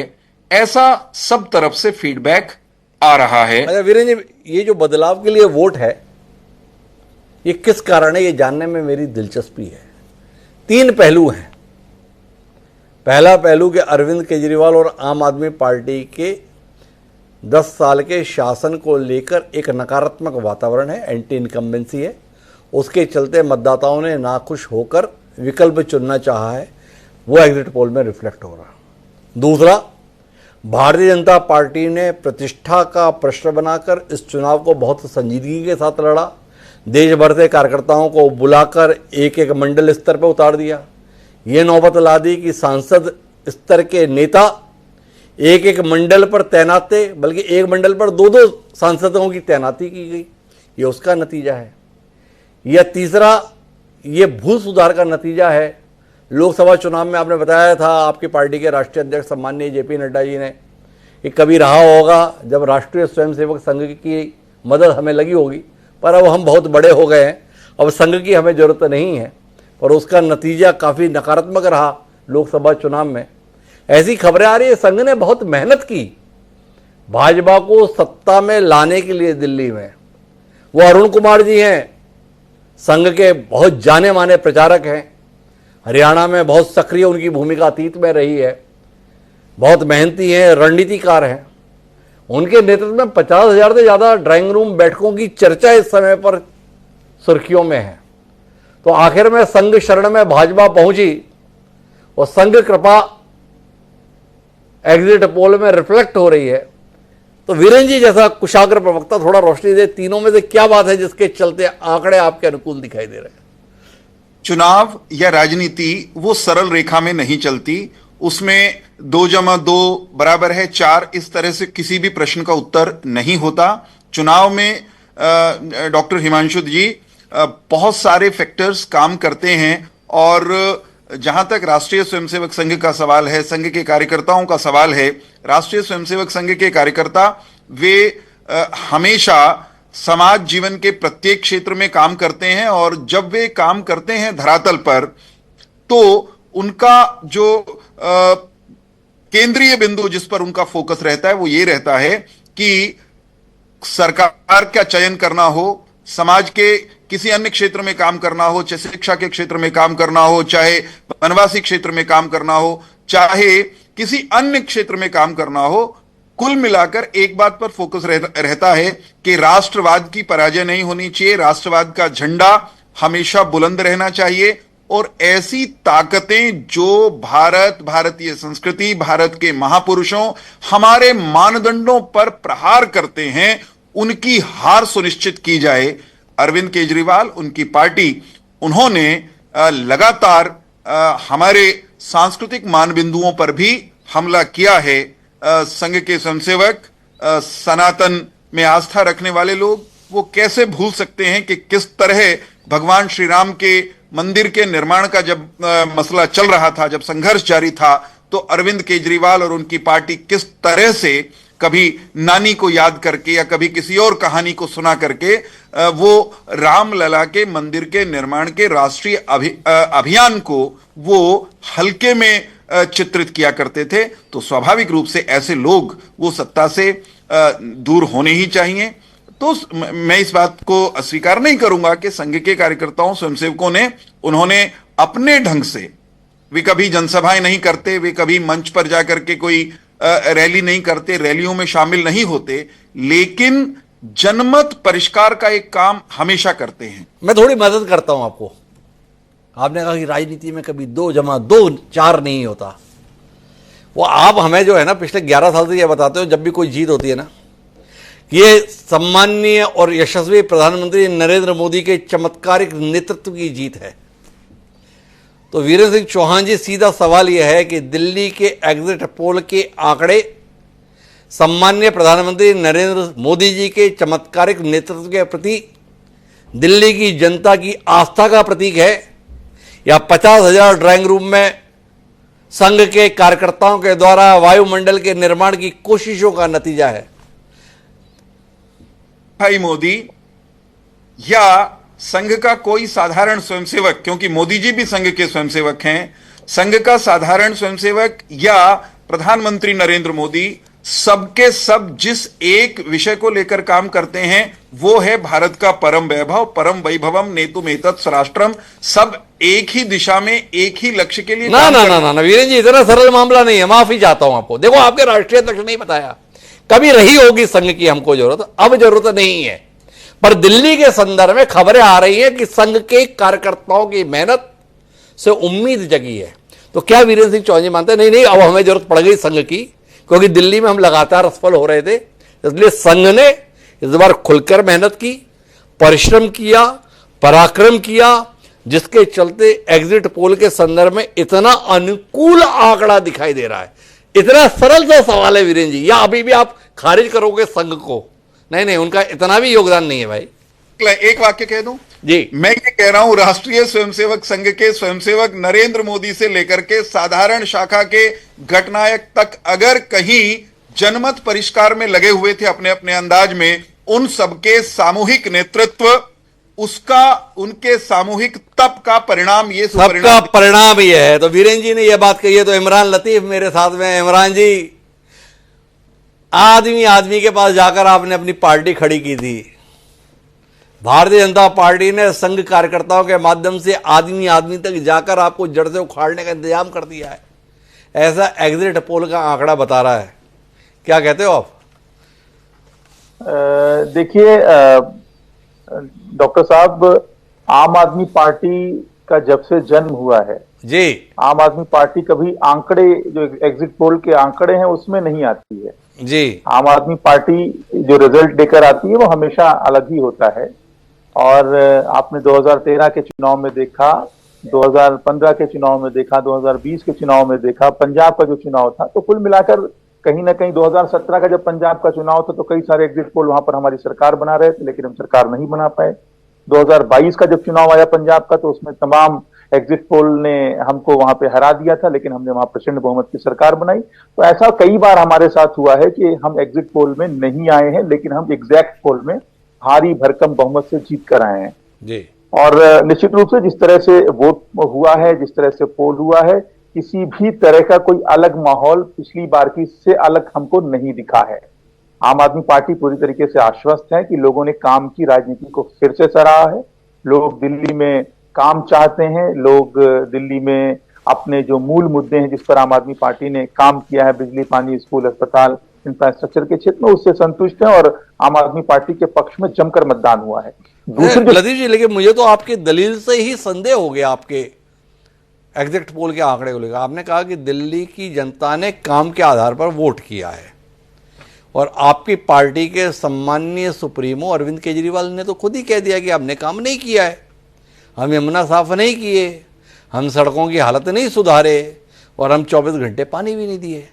और इमरान लतीफ जैसा कुशाग्र प्रवक्ता जिसके हम कायल हैं, वो खुद कह रहा है कि देखो दिल्ली में वोट जो है ना वो काम के आधार पर हुआ है, और जिस पार्टी का सुप्रीमो ही मान चुका है कि हमने काम नहीं किया है, तो फिर ये उम्मीद कैसे कर रहे हो कि जनता ने आपको वोट दिया है? वीरेंद्र जी को बधाई आज देना चाहोगे या 8 फरवरी को देना चाहोगे? देखिए जब बधाई वाले रिजल्ट आए गिरीश जी के, तो हमने उनको दिल खोलकर बधाई भी दी, ऐसी कोई बात नहीं। लेकिन दिल्ली से इस तरह का कोई मामला उनके साथ नहीं होने वाला है। दिल्ली में वो निश्चित रूप से 8 तारीख को हमको बधाई देंगे, आपको बधाई देंगे, दिल्ली की जनता को बधाई देंगे एक बार फिर से एक अच्छी सरकार के लिए। जहां तक काम की बात आपने की, बहुत ही शानदार तरीके से आपने अरविंद जी के स्टेटमेंट को दूसरा रुख देने का काम किया। दरअसल यमुना की बात करें, तो आप बुरा मत मानिएगा, वोटिंग तो हो चुकी है ना, तो जैसे भी हम प्रस्तुत करते हैं आपको नाराज नहीं होना चाहिए, कोई मैनिपुलेशन नहीं है, मतलब वोटिंग हो चुकी। इमरान जी, ऐसा भी क्या नाराजगी? वोटिंग के दरमियान भी हम आपसे नाराज नहीं हो सकते साहब। दरअसल मामला सिर्फ इतना है कि बिजली, पानी, स्कूल, अस्पताल जो हमारे मूल मुद्दे हैं उन पर हमने काम किया, उस पर हमने वोट मांगा। जमुना की सफाई या दीगर मुद्दे जिन पर आम आदमी पार्टी अपेक्षा के अनुरूप काम नहीं कर पाई, और या उतना समय और चाहिए उस काम के लिए, तो उस पर हमने ईमानदारी से बड़ी साफ गोई से ये बात कह भी थी। डॉक्टर साहब, इस बात को आपको सराहना करना चाहिए कि ईमानदार पार्टी वास्तव में है, जितना काम करती है उसका क्रेडिट लेती है, और जितना काम नहीं करती उसको स्वीकार करती है जनता के सामने पूरी ईमानदारी के साथ। इसके लिए हमें और वक्त चाहिए। यहाँ तो झूठ के जुमले पकड़ाए जाते हैं, यहाँ तो जुमले की राजनीति की जाती है, जुमलेबाजी की जाती है। खुद बड़े नेता टीवी पर आकर कहते हैं कि वो तो हमने जुमलेबाजी कर दी थी। तो कुल मिलाकर जो दिल्ली के लोगों ने साफ साफ देखा कि किस तरीके से भारतीय जनता पार्टी ने स्वतंत्र एजेंसीज का इस्तेमाल करके आम आदमी पार्टी की सरकार को काम करने से रोका, आम आदमी पार्टी के नेताओं को नाजायज तरीके से जेल के अंदर डाला, और हर तरह से प्रताड़ित और परेशान किया।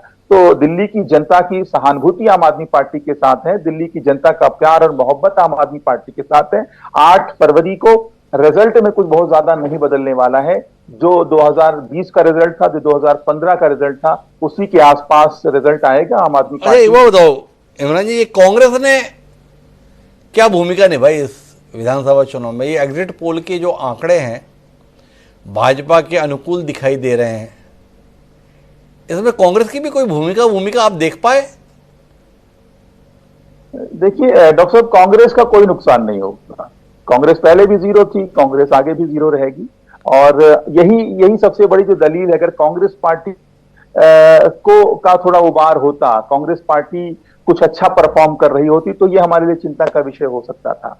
लेकिन चूंकि कांग्रेस पार्टी फिर से जीरो है, और कांग्रेस पार्टी का ना वोट परसेंटेज बढ़ेगा और ना उनकी सीटें बढ़ने। देखो अब यही दिक्कत है आपके साथ में इमरान लतीफ जी। अभी आप इस एग्जिट पोल को खारिज कर रहे थे और अभी आपने एग्जिट पोल को 100% स्वीकार कर लिया। ये देखिए ना, कांग्रेस जीरो पर थी, कांग्रेस अभी भी जीरो पर दिखाई दे रही है। मतलब कुछ कांग्रेस को फायदा नहीं हुआ, इसलिए हमें चिंता की जरूरत नहीं है। ये आप अपनी सुविधा के अनुसार कैसे एग्जिट पोल का आकलन कर लिए? जब एग्जिट पोल सटीक मान रहे हैं, कांग्रेस की कोई हैसियत नहीं देख रहे हैं, तो फिर क्यों नहीं मानते हैं कि आपकी हैसियत भी जा चुकी है, दिल्ली से आपकी विदाई हो चुकी है इमरान जी? नहीं तो मानिए भाई, कांग्रेस भी कुछ कर सकती है, ऐसी भी क्या नाराजगी? देखिए डॉक्टर साहब, कांग्रेस की जहां तक बात है, कांग्रेस का मैं जो अपना आकलन कर रहा हूं, वो एग्जिट पोल के आधार पे नहीं कर रहा हूं। दिल्ली इलेक्शन में मैं भी कैंपेन में रहा, और जो अभी एक बात और उस आधार पे मैं कह रहा हूं कि कांग्रेस के लिए कोई जगह नहीं है दिल्ली के अंदर अभी फिल वक्त। आगे हमारी शुभकामनाएं कांग्रेस पार्टी के साथ हैं। दूसरी जो सबसे बड़ी बात आपने करी कि भारतीय जनता पार्टी के तमाम बड़े बड़े नेता, सांसद, विधायक गली गली घूमते रहे, तो ये पहली बार नहीं हुआ है। पिछली बार भी मैं दिल्ली के अंदर चुनाव में था और महत्वपूर्ण जिम्मेदारियों पर था चुनाव के दरमियान। मैंने देखा था, मुझे गलियों में घूमते हुए मिल जाते थे कोई माननीय सांसद। एक जगह तो मुझे याद है, पुरानी दिल्ली की एक विधानसभा में एक गली के अंदर तीन भारतीय जनता पार्टी के वर्तमान सांसद महोदय आपस में ही टकरा गए थे। तो वो स्थिति हमने देखी थी, जब हर गली में भारतीय जनता पार्टी का कोई सांसद, विधायक, मंत्री, उप मुख्यमंत्री घूम रहा होता था। तब भी आम आदमी पार्टी ने एक प्रचंड बहुमत की सरकार बनाई थी। तो उससे ज्यादा मेहनत इस बार भारतीय जनता पार्टी ने नहीं करी है, उसको और की भी हो तो उससे हमारे ऊपर फर्क नहीं पड़ता, क्योंकि हम पूरी तरह से आश्वस्त हैं। मैं फिर एक बार कह रहा हूं, डंके की चोट पर, अपनी काम की राजनीति के दम पर, अपने मुद्दों की राजनीति के दम पर और अपनी ईमानदारी की राजनीति के दम पर हम दिल्ली चुनाव के अंदर गए थे। तो इमरान जी अभी भी कायम है, हालांकि उन्होंने भूल सुधार कर ली। कांग्रेस के संदर्भ में उन्होंने माना तो एग्जिट पोल के आधार पर, बाद में कहते मैं एग्जिट पोल के आधार पर नहीं कह रहा, अपने अनुभव के आधार पर कह रहा हूँ।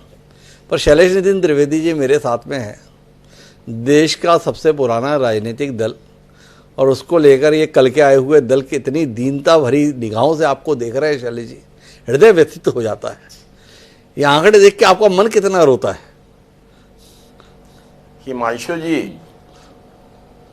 जब आपकी इस चर्चा में सम्मिलित होने का मुझे आदेश दिया गया था, उस समय मैं तिल्दा में नगरीय निकाय चुनाव की बैठक ले रहा था। मैं तेजी से निकला, क्योंकि आपकी चर्चा में सम्मिलित होना एक बहुत सुखद अनुभव और सौभाग्य का अवसर होता है। फिर रास्ते में एग्जिट पोल के रिजल्ट आ गए, उनको देखा तो मैंने कहा अब जाना चाहिए कि नहीं जाना चाहिए। मैं भी दुविधा में पड़ गया था, थोड़ा सा भय में आ गया था। लेकिन अगर इस पे हम पूरी तरीके से विचार करें, हमारे पास खोने के लिए क्या था? कुछ भी नहीं। हमारे पास पाने के लिए सारा आसमान। एग्जिट पोल के नतीजे भले ही हमें 1 से 3 सीटें या 0 से 3 सीटें दे रहे हैं, लेकिन अगर हम ज्यादा सीटें ला पाते हैं तो हमारे लिए तो वो एक उपलब्धि है। दूसरी बात हिमांशु जी, हमसे 2 भूल हुई है। अपनी भूलों को स्वीकार करने में मैं कोई संकोच नहीं करूंगा। हमने आम आदमी पार्टी से गठबंधन किया लोकसभा चुनावों के लिए, और उसके बाद हमने उनके खिलाफ लड़ने का निर्णय लिया। निर्णय लेने में थोड़ी देर हुई। ये निर्णय थोड़ा पहले होता तो हमारी स्थिति एग्जिट पोल में तो अच्छी होगी, शायद एग्जिट पोल में भी अच्छी दिखाई देती। आपने जो अपना आकलन दिया वो तो ठीक है, लेकिन आपको इस बात पे शर्मिंदगी नहीं है? राहुल गांधी, प्रियंका गांधी, सोनिया गांधी, तमाम नेता दिल्ली में रहते हैं, जिस दिल्ली में 15 साल आपकी हुकूमत रही। आज इस चुनाव में भी इस बात पर संशय है कि कांग्रेस का खाता खुलेगा कि नहीं खुलेगा। इस बात को लेकर द्वंद्व चल रहा है कि भाई भाजपा सत्ता में आएगी या आम आदमी पार्टी सत्ता में आएगी। अभी भी ऐसा नहीं कि आम आदमी पार्टी दौड़ से बाहर है, पर कांग्रेस को तो दौड़ में भी कोई नहीं देख पा रहा है, जबकि आपके पास में तो चमत्कारिक नेतृत्व है राहुल गांधी का, और प्रियंका गांधी जैसी तोप भी अब आपके पास में सक्रिय राजनीति में मौजूद है, चुनावी राजनीति में मौजूद है। तो अपनी इस विफलता को लेकर और देश के संदर्भ में उम्मीद बांधने को लेकर शैलेश जी कुछ टिप्पणी कीजिए ना। दिल्ली में आप इतने दीनहीन, ऐसा दारिद्र, ऐसी दीनता, इसको लेकर मन रोता नहीं आपका और आपके नेताओं का? हिमांशु जी, दीनहीन, दरिद्रता, जिस तरीके से शब्दों का प्रयोग हो रहा है, मैं इतना ही कहूंगा कि यही भारतीय जनता पार्टी एक समय सिर्फ एक सीट आई थी इनकी, दो संसद में दो सीटें आई थी जी। आज उनके पास अच्छा खासा बहुमत है, दूसरी बार उनका बहुमत आया है। तो मैं आपसे निवेदन पूर्वक इतना ही कहूंगा कि दिल्ली में हमने शुरुआत की है और हमारी शुरुआत को अच्छा प्रतिसाद मिलेगा। एक राजनीति की एक बात आपसे मैं शेयर करना चाहूंगा। उड़ीसा में हम सत्ता में होते थे, बीजू जनता दल आया, हम सत्ता से बाहर हुए लेकिन प्रमुख विपक्षी दल थे। लेकिन धीरे धीरे भाजपा ने यह स्थिति बनाई कि वहां वो सत्ता में आ गई। ऐसा ही अनेक राज्यों में हुआ है। तो निश्चित रूप से कांग्रेस की स्थिति भारत की हॉकी टीम की तरह है। जिस तरीके से एस्ट्रोटर्फ आया, पेनाल्टी कॉर्नर के नियम आए, तो जो भारत लगातार विश्व विजेता रहता था हॉकी में, वो पिछड़ने लगा। कई बार क्वालिफाई करने में दिक्कत होने लगी। तो हम भारत की हॉकी टीम की तरह हैं, लेकिन हम यदि पेनाल्टी कॉर्नर में अपने सुधार करेंगे, हम यदि एस्ट्रोटर्फ में पहले पासेस विन मैचेस होता था, अब लंबे स्ट्रोक्स पे मैच जीता जाता है, तो हमको अपने अंदर बदलाव लाना है। इस जरूरत को हमने समझा है और इसीलिए हमने दिल्ली में इस बार चुनाव लड़ा, क्योंकि हमारे पास अरे काय का चुनाव लड़ा है और काय के आप समझे शैलेश जी। जरा 2-3 बिंदु रखता हूं आपके बीच में। कब तक बताते रहोगे कि देखो भाजपा भी कभी 2 सीटें जीती थी? इंदिरा लहर के दौर में भारतीय जनता पार्टी 2 सीटें पाई थी लोकसभा में, पर उसके 5 साल बाद जब चुनाव हुआ था ना, तो 5 साल में भारतीय जनता पार्टी ने इतनी सीटें पाई थी कि उसके समर्थन से देश में सरकार बनी थी। आप दिल्ली में लगातार 2 बार शून्य का आंकड़ा पाए हैं शैलेश नितिन त्रिवेदी जी। शून्य दिल्ली विधानसभा में, जहां 15 साल आपकी सत्ता थी। क्या सबक लिए, क्या सीखे आप? ये सवाल है। जिस उड़ीसा का उल्लेख करते हुए आप बात कर रहे थे, 8 महीने से आप प्रदेशाध्यक्ष नहीं दे पाए भाई उड़ीसा में, ये आप सीख पाए हैं अभी तक? उड़ीसा में प्रदेशाध्यक्ष नहीं है आपकी पार्टी का। तो शैलेश जी, थोड़ा यथार्थ की राजनीति पे बात करते हैं। ये एग्जिट पोल के आंकड़े क्या आपको ये संकल्प लेने के लिए बाध्य तो नहीं करते हैं कि कुछ समय के लिए कांग्रेस को चुनावी राजनीति से ही तौबा कर लेना चाहिए? नहीं हिमांशु जी, मैं आपकी इस बात से सहमत नहीं हूं। हमें निश्चित रूप से चिंतन की जरूरत है, मंथन की जरूरत है, अपने अंदर सुधार लाने की जरूरत है। लेकिन चुनावी राजनीति से अगर कांग्रेस तौबा कर लेगी तो ये कांग्रेस के लिए भी ठीक नहीं होगा, देश के लिए भी ठीक नहीं होगा। कांग्रेस की एक ताकत देश में आज जो वातावरण है उसको बेहतर करने के लिए और देश के बेहतर वातावरण को बनाए रखने के लिए, नफरत को फैलने से रोकने के लिए जरूरी है। और स्वयं शैलेश नितिन त्रिवेदी को इतना द्वंद्व है कि कैसे अपने आप को रिलेवेंट साबित करें।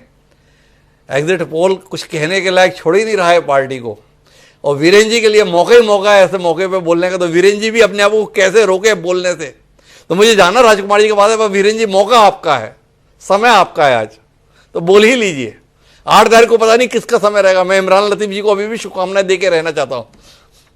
मैंने विनम्रता से पहले को इंतजार करना ही चाहिए, लेकिन एक जो सीधी सपाट सी बात है दिल्ली की सियासत की, जिसको सब स्वीकार कर लें, मुझे लगता है वो व्यवहारिक होगा, वो ये कि कांग्रेस बहुत अच्छा करे, मध्यम परफॉर्म करे, शून्य से भी नीचे जहां खड़ी थी उससे थोड़ा बहुत 2-4 कदम वो हर विधानसभा क्षेत्र में बढ़ती हुई दिखाई दे या न दे। एक बात तय हो चुकी है कि आम आदमी पार्टी जिसकी लीडरशिप ने छल में, झूठ बोलने में, भ्रम फैलाने में सबको माफ किया, कैमरे पर बच्चे की कसम खा करके और फिर मुकर जाना और खुद को पहले ये पोर्ट्रे करना कि नायलॉन की चप्पल पहन के घूम रहे हैं, स्लीपर पहन के घूम रहे हैं और फिर शीश महल बना लेना। माने ये जो आम आदमी पार्टी का जो चेहरा धीरे धीरे जनता के सामने आया, उसमें से दिल्ली की जनता ने अंततोगत्वा इस बार मेरे हिसाब से, मेरा मन, मेरी गट फीलिंग भी ये कहती है, मेरी फीडबैक भी यही कहती है कि अरविंद केजरीवाल की छल की, झूठ की, फरेब की, धोखाधड़ी और भ्रष्टाचार की सियासत को अलविदा करने का निर्णय आज ईवीएम मशीन में बंद कर दिया है। और ईवीएम का जिक्र हुआ है तो मुझे विश्वास है, वचन ले लीजिए सब मित्रों से कि वो जब परिणाम आएगा तो ईवीएम का रोना एक बार फिर से नहीं रोएंगे। आम आदमी पार्टी के प्रवक्ता खास तौर पर, उनसे जरूर आज कोई ले लेनी चाहिए, आपको हामी भरवा लेनी चाहिए। कुल मिलाकर दिल्ली ने परिवर्तन के लिए वोट किया है। दिल्ली बेहतरी की तरफ बढ़ेगी।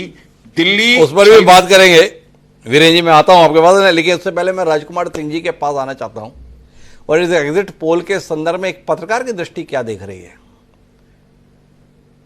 एग्जिट पोल तो हरियाणा में कांग्रेस की सरकार बनवाई दिए थे। वीरेंद्र जी उस समय पे हमारे साथ में बैठ के बोल रहे थे ये एग्जिट पोल सही नहीं है, क्योंकि उनकी पार्टी के खिलाफ थे। आज वीरेंद्र जी बोल रहे हैं मेरी गट फीलिंग कहती है यही एग्जिट पोल रहने वाले हैं, उनकी जिम्मेवारी है। पर राजकुमार जी, आपके साथ तो दिक्कत है नहीं। जो आपकी गट फीलिंग है वो किसी के प्रति निष्ठा से परे केवल जनता के संदर्भ में है। आपका तजुर्बा, आपका अनुभव और आपका आकलन इस एग्जिट पोल को क्या देख पा रहा है? हिमांशु जी, आपने शुरू में कहा कि लोकसभा चुनाव और उसके बाद विधानसभा चुनाव में एग्जिट पोल अक्सर औंधे घूंघले। दूसरा पहलू, जितने एग्जिट पोल आज हम देख रहे हैं इनमें पुराने खिलाड़ी नजर आते, जो एग्जिट पोल के और ओपिनियन पोल के पुराने खिलाड़ी थे, बड़े नाम थे जी, वो अब नजर आते हैं। ये अचानक पैदा हुए नए नए चुनावी पंडित हैं जिनका कोई ट्रैक रिकॉर्ड ज्यादातर का, शायद एक या दो का होगा, हम लोगों के सामने नहीं है। तो इनकी क्रेडिबिलिटी एग्जिट पोल की हमेशा से संदिग्ध रही है, तमाम उदाहरण हैं, और इन एग्जिट पोल को भी बहुत ज्यादा क्रेडिबल माना नहीं जा सकता, इसका कोई आधार नहीं है जी। तीसरी बात, 9, 10 या 11 जितने भी एग्जिट पोल हैं सब मतदाता का मन पढ़ने की बात कर रहे हैं। मतदाता तो वही है, तो उनके मन को पढ़ के जो निष्कर्ष है वो अलग अलग क्यों है? कहीं ना कहीं ये मतदाताओं का मन कम है, एग्जिट पोल करने वालों का मन ज्यादा है, या उनकी प्रक्रियागत कुछ गफलत का नतीजा है। अब आते हैं कि इन एग्जिट पोल से परे दिल्ली का जो बूथ था, जो फीडबैक लगातार आ रहा था, तो जमीनी राजनीति थी और समीकरण बने लास्ट।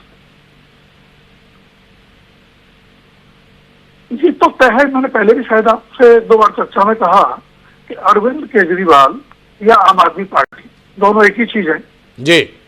अपने जीवन का सबसे मुश्किल चुनाव 2025 में दिल्ली में लड़ रहे हैं। ये 2015 नहीं है, 2020 नहीं है, 2013 शायद हो सकता है। बीजेपी हर चुनाव आक्रामक तरीके से लड़ती है। हम लोगों ने देखा कि 13 में 31 सीटें थी, 15 में 3 रह गई, 20 में 8 रह गई, लेकिन बीजेपी की तैयारियों में और तेवरों में कोई फर्क नहीं आया।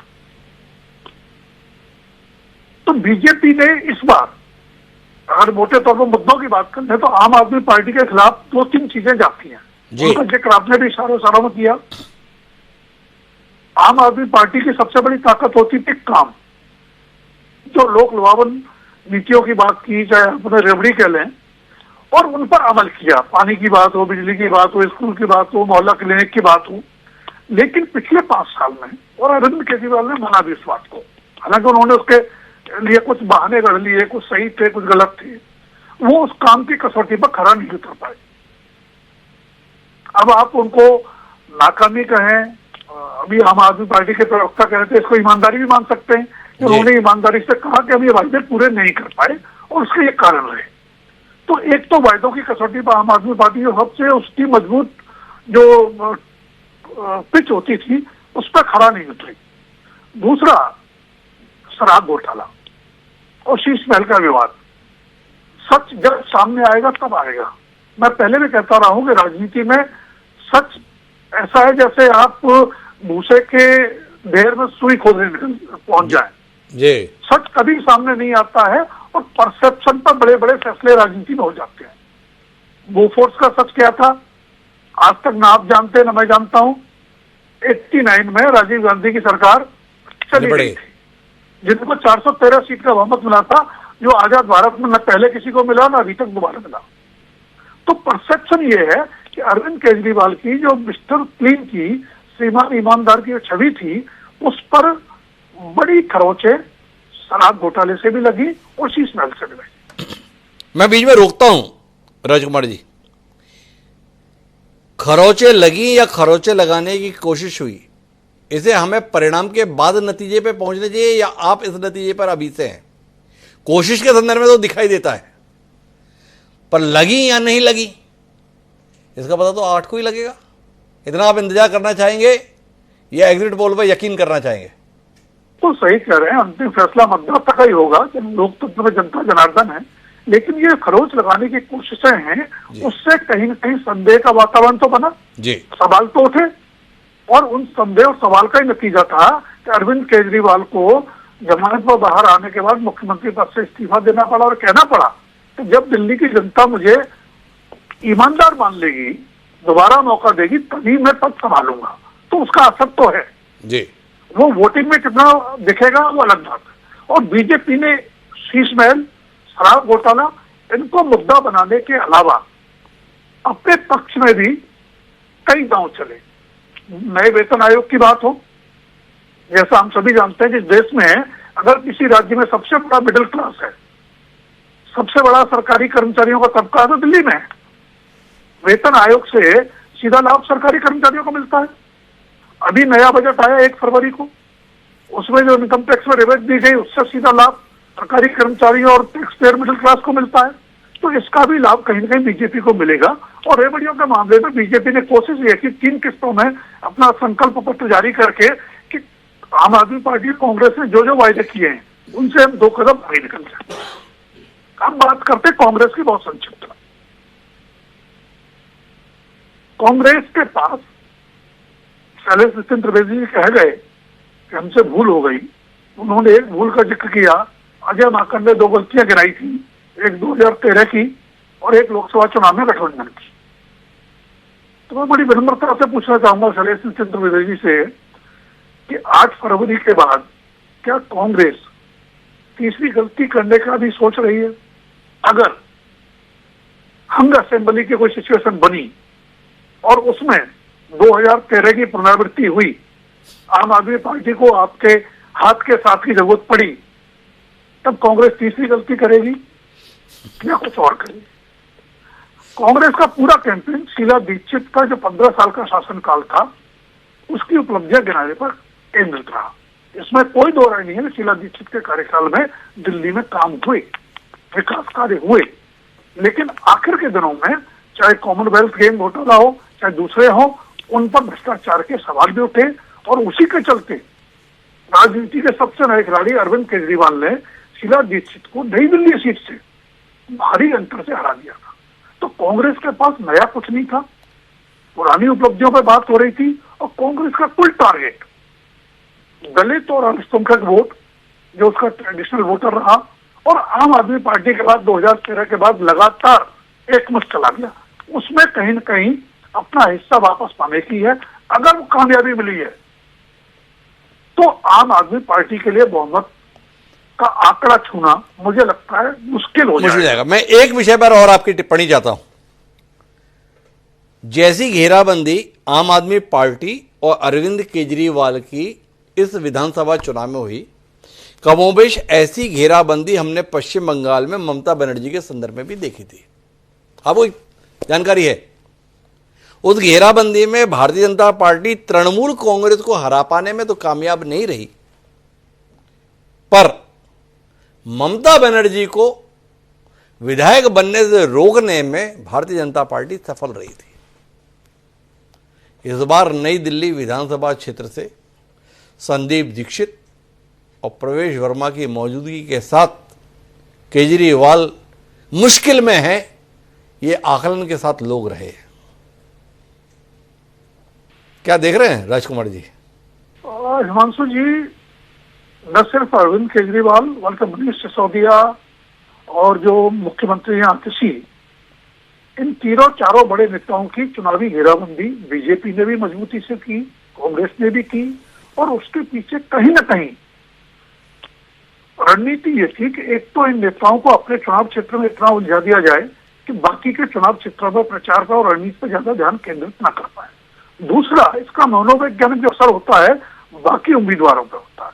और जैसा आपने कहा कि अगर अरविंद केजरीवाल हार गए, एक क्षण के लिए मान लें, जैसा कि ममता बनर्जी के साथ हो गया था, तो आम आदमी पार्टी में बहुमत से वंचित रहने की स्थिति में तोड़ फोड़ कर पाना ज्यादा आसान हो जाएगा अगर अरविंद केजरीवाल का विकेट गिर जाता है तो कुल मिलाकर जितना महत्वपूर्ण आम आदमी पार्टी के संदर्भ में नतीजों को लेकर है, उससे कहीं ज्यादा महत्वपूर्ण अरविंद केजरीवाल के संदर्भ में है।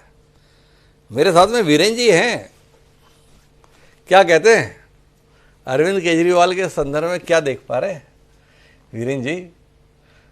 जो हवाएं दिल्ली से उड़कर हरियाणा तक पहुंच रही हैं, मैं असंध हूं, आज असम तक आ रही हैं, उसमें उनसे तो ये एहसास और आभास हो रहा है कि अरविंद केजरीवाल संकट में हैं, अपनी सीट पर भी, और अरविंद केजरीवाल जैसे अपनी सीट पर संकट में हैं, कुल मिलाकर उनका जो दिल्ली का शासन भी उसी अंदाज में संकट में है। जो आपके पास असंध तक हवा आई है वो संदीप दीक्षित के पंखे से आई है? देखिए, हमें संदीप दीक्षित के पंखों की आवश्यकता नहीं पड़ती, हमारे अपने पंख भी हैं, हमारे अपने पंखे भी हैं, और हमारे कार्यकर्ताओं ने वहां पर जो परिश्रम किया, तब किया। हरियाणा अपने आप में एक अच्छा बड़ा फैक्टर, हरियाणा को लेकर के जिस तरह का दुष्प्रचार, हरियाणा को कलंकित करने का जो प्रयास किया अरविंद केजरीवाल ने, हरियाणा के कथित बेटे ने, वो सब भी इस चुनाव में मुद्दा रहा है। और अरविंद केजरीवाल और उनकी पार्टी अपने ही बुने हुए माया जाल में उलझ करके वो इस बार दम तोड़ेंगे। अपने को विश्वास है परिणाम निश्चित तौर पर भारतीय जनता पार्टी के पक्ष में आता हुआ नजर आ रहा है। वो नजर आ रहा है वीरेंद्र जी को। लेकिन इमरान लतीफ जी, क्या कहते हैं आप? कमल खिलने की उम्मीद हाथ के साथ से है या अपने आप से है? इसके संदर्भ में इमरान जी कुछ कहना चाहेंगे आप? हाथ का कितना साथ कमल को खिलने में मिलता दिख रहा है? देखिए डॉक्टर साहब, वही बात मैं कह रहा था कि कमल के फूल का सारा वजूद जो दिल्ली के अंदर था वो हाथ के साथ ही था जी। और पूरी इस चुनाव के अंदर अगर कांग्रेस पार्टी के प्रवक्ता साथी बहुत सज्जन आदमी अगर बुरा ना माने, एक बात मैं कहूंगा कि दिल्ली की जो कांग्रेस की स्टेट यूनिट थी वो कहीं ना कहीं भारतीय जनता पार्टी के अनुषांगिक संगठन के रूप में काम करती रही, और इसी वजह से बहुत ज्यादा आज उत्साहित दिख रहे हैं हमारे भारतीय जनता पार्टी के साथी। लेकिन मैं फिर कहूंगा कि पूरी तरीके से हाथ जो है वो कमल को संभाल नहीं पाया दिल्ली के अंदर। आम आदमी पार्टी का झाड़ू बड़ी तेजी से जला, जिसमें कमल का फूल भी उड़ गया और हाथ का भी कहीं नहीं, थोड़ा आप खुलासा करेंगे कि आपने एक बड़ी महत्वपूर्ण टिप्पणी की कि वो जो दिल्ली की यूनिट है, इकाई है कांग्रेस की, वो कमल के साथ थी। तो आप लोगों ने क्या राहुल गांधी, प्रियंका गांधी को ठीक ठाक थामा रखा था, इसलिए आपकी उम्मीद बनी हुई है कि फिर भी आपका नुकसान उतना नहीं हुआ जितना हो सकता था? ऐसा कुछ था क्या? नहीं, देखिए, जो कांग्रेस पार्टी के नेता दिल्ली से आते हैं, वो चाहे राष्ट्रीय नेतृत्व का हिस्सा क्यों ना हो और चाहे वो दिल्ली की स्टेट यूनिट हो, इसीलिए मैंने दिल्ली कांग्रेस की स्टेट यूनिट की बात करी है। उनका अपना रवैया दूसरा था। मैं राहुल गांधी या प्रियंका जी की बात नहीं करूंगा। दिल्ली की जो टीम थी, चाहे अजय माकन जी की बात कर लें, चाहे संदीप दीक्षित जी की बात कर लें, चाहे दिल्ली के जो दूसरे नेता थे उन सब की बात कर लें, इन्होंने कांग्रेस पार्टी की स्ट्रेटजी के हिसाब से काम नहीं किया है, कांग्रेस पार्टी की अवधारणा के हिसाब से काम नहीं किया। इन्होंने भारतीय जनता पार्टी की कठपुतली बनकर काम किया, लेकिन उससे कोई फर्क इस पूरे चुनाव परिणाम पर कहीं नहीं पड़ा, इस पूरी चुनावी प्रक्रिया पर कहीं नहीं पड़ा। सबसे बड़ी बात है कि आम आदमी पार्टी ने ये चुनाव सिर्फ इमरान लतीफी, कुछ अति आत्मविश्वास के आप शिकार तो नहीं हो गए भाई? अभी आपने साथ में मिलकर चुनाव लड़ा था। कांग्रेस वो पार्टी है जिसका 18% वोट था। कांग्रेस वो पार्टी है जिसका 2015 में भी 10% के करीब वोट था। उस कांग्रेस के संदर्भ में आपका मानना है कि उसकी दिल्ली इकाई ने भाजपा के अनुसार काम किया? भाई एक वोट है उनके पास में, फिर तो आपको इस एग्जिट पोल को कोई गंभीरता से लेने की जरूरत नहीं। आप स्वयं मान रहे हैं कि भाजपा ने तो अपनी दमखम से चुनाव लड़ा ही लड़ा। भाजपा की घोर प्रतिद्वंदी पार्टी भी भाजपा की मदद के लिए तत्पर रही। आपको लेकर तो मेरी संवेदना जाग गई इमरान जी। देखिए, पार्टी की मदद करने से जनता के रुझान नहीं बदलता है। जनता आम आदमी पार्टी से प्यार करती है। जनता कांग्रेस को कितना चाहती है, कितना मानती है दिल्ली के अंदर, वो आप भी हमसे बेहतर जानते हैं। तो कांग्रेस पार्टी के उछलने कूदने से कुछ नहीं होता है। लोगों ने आम आदमी पार्टी की राजनीति को पसंद किया है, और सबसे बड़ी बात ये रही है कि अरे 6 महीने पहले चुनाव हुए, सिरे से खारिज कर दी आपकी राजनीति को। 7 की 7 सीटों पर कांग्रेस का साथ लेने के बावजूद भी आप निपट गए। क्या बात कर रहे हो इमरान जी, अपने आप में इतने मुग्ध होकर? अगर इतने ही आपके संदर्भ में फिदा होती जनता तो 7 लोकसभा थी, कहीं तो दिख जाते आप, कहीं ना दिखे। देखिए डॉक्टर साहब, लोकसभा का जो चुनाव होता है उसके अपने अलग मुद्दे होते हैं, उसका अपना अलग ट्रेंड होता है। इस बात को आप बहुत अच्छे से अरे कैसे समझ लूं मैं? टीएमसी को देखो आप, पश्चिम बंगाल में विधानसभा में भी जीतती है और लोकसभा में भी ठीक ठाक प्रदर्शन कर लेती है। अपने बाकी सहयोगी दलों पर भी निगाह डालो, उन सबका भी ऐसे ही प्रदर्शन रहता है। बिल्कुल जीरो पे आ जाए ऐसा थोड़ी होता है, जैसा आपके साथ होता है। कहीं तो दृष्टि डालिए, थोड़ी तो रहम कीजिए अपने आप पर भी और हम पर भी। हाँ तो बिल्कुल ही नाराज हो गए भाई। नाराज बिल्कुल नहीं हुआ। 2014 के अंदर भी दिल्ली में हम 0 सीट लेकर आए थे, लेकिन 2015 का विधानसभा चुनाव हुआ तो हमने 67 सीटें जीती थी। 2019 के लोकसभा चुनाव में हम दिल्ली के अंदर 0 सीटें लेकर आए थे, लेकिन जब 2020 का विधानसभा चुनाव हुआ था तो हम 62 सीटें लेकर आए थे। तो चलिए आपकी बात हम मान लेते हैं, 2024 में हम 0 सीट लेकर आए हैं, तो 62 न सही 60 सीट लेकर आएंगे। बिल्कुल आपकी बात। अरे आप तो अपने अरविंद केजरीवाल जी से भी ज्यादा आत्मविश्वास के साथ निकले भाई। केजरीवाल जी बोले 55 आएंगी। नहीं, मैं तो आपके कैलकुलेशन के हिसाब से जोड़ रहा था। सीटें आपने 0 वाली आंकड़े बताए थे, तो मैं 5 सीटें कम कर दे रहा हूँ। 62 में से 5 सीटें कम कर दीजिए, और तो मान लीजिए कि 57 सीटें आएंगे। वीरेंद्र जी कुछ कहना चाह रहे हैं? वीरेंद्र जी की बात सुन लेते हैं। जी वीरेंद्र जी। राजनीति इतनी सरल रेखा में चलती नहीं। माना मूलधन 100, मान लीजिए 5 घटा देते हैं, 2 जोड़ देते हैं, 7 दाएं कर दें, 5 बाएं कर दें, ऐसे नहीं होती ना इमरान जी सियासत। मुझे लगता है मतदाता अवसर देता है, मतदाता परीक्षा लेता है, और मतदाता ने, दिल्ली के मतदाता ने एक नए अंदाज की राजनीति का नारा लगाकर दिल्ली में आई आम आदमी पार्टी को करीब से देख लिया। उसके छल प्रपंच को पूरा समय देकर, पूरी छूट और ढील देकर जांच लिया, परख लिया, और अंततोगत्वा ये तय कर लिया कि बहुत हुआ, अब आपको जाना होगा। मुझे ये कहना है कि चुनाव परिणाम एग्जैक्ट पोल एक बार बताओ वीरेंद्र जी, बुरा ना मानो तो एक सवाल करना चाहता हूं। देखो, अरविंद केजरीवाल और आम आदमी पार्टी ने 10 साल में जो छल की, प्रपंच की, झूठ की राजनीति की, उसके चलते इनका जाना तय हो गया, आपका यह दावा है। दिल्ली की जनता ने वीरेंद्र जी 1993 में भाजपा के प्रति बहुमत जताया था, विश्वास जताया था। उन 5 साल में आपने ऐसा क्या काम किया था? वो कौन सी राजनीति की थी? 1998, 2003, 2008, 2013, 2015, 2020 जनता तैयार नहीं हुई आपको मौका देने के लिए। इनकी छल की, झूठ की राजनीति तो 10 साल की। आपने उन 5 साल में ऐसा क्या खेल किया था जिसके चलते जनता ने 27 साल से हाथ जोड़ रखे आपसे? ये कहना मैं ये कह रहा हूं कि 25 साल 27 साल पहले के राजनीतिक फैक्टर्स पर चर्चा शायद आज के इस डिबेट में करना संभव नहीं है, परंतु हम एक मिनट, आप जो है 1950, 52, 54 का कुंभ उसमें चर्चा कर लोगे और हमने 25 साल पे बात कर ली तो आप कह देंगे रिलेवेंट नहीं है। वाह, तो दीजिए, मेरी बारी है ना। मैं ये कह रहा हूं कि हम कहीं ना कहीं जनता की नब्ज को पकड़ने में चूके होंगे, तो अवसर पाने में चूके साहब। आज जो सामने समीकरण, सामने स्थितियां दिखाई दे रही हैं, मैं उसके आधार पर कह रहा हूं और मैं आशावान हूं कि दिल्ली का एग्जिट पोल का अनुवाद ही होगा। चलिए, अब शैलेश जी आपको थोड़ा दुविधा से निकालता हूं और एक नई दुविधा में डालता हूं।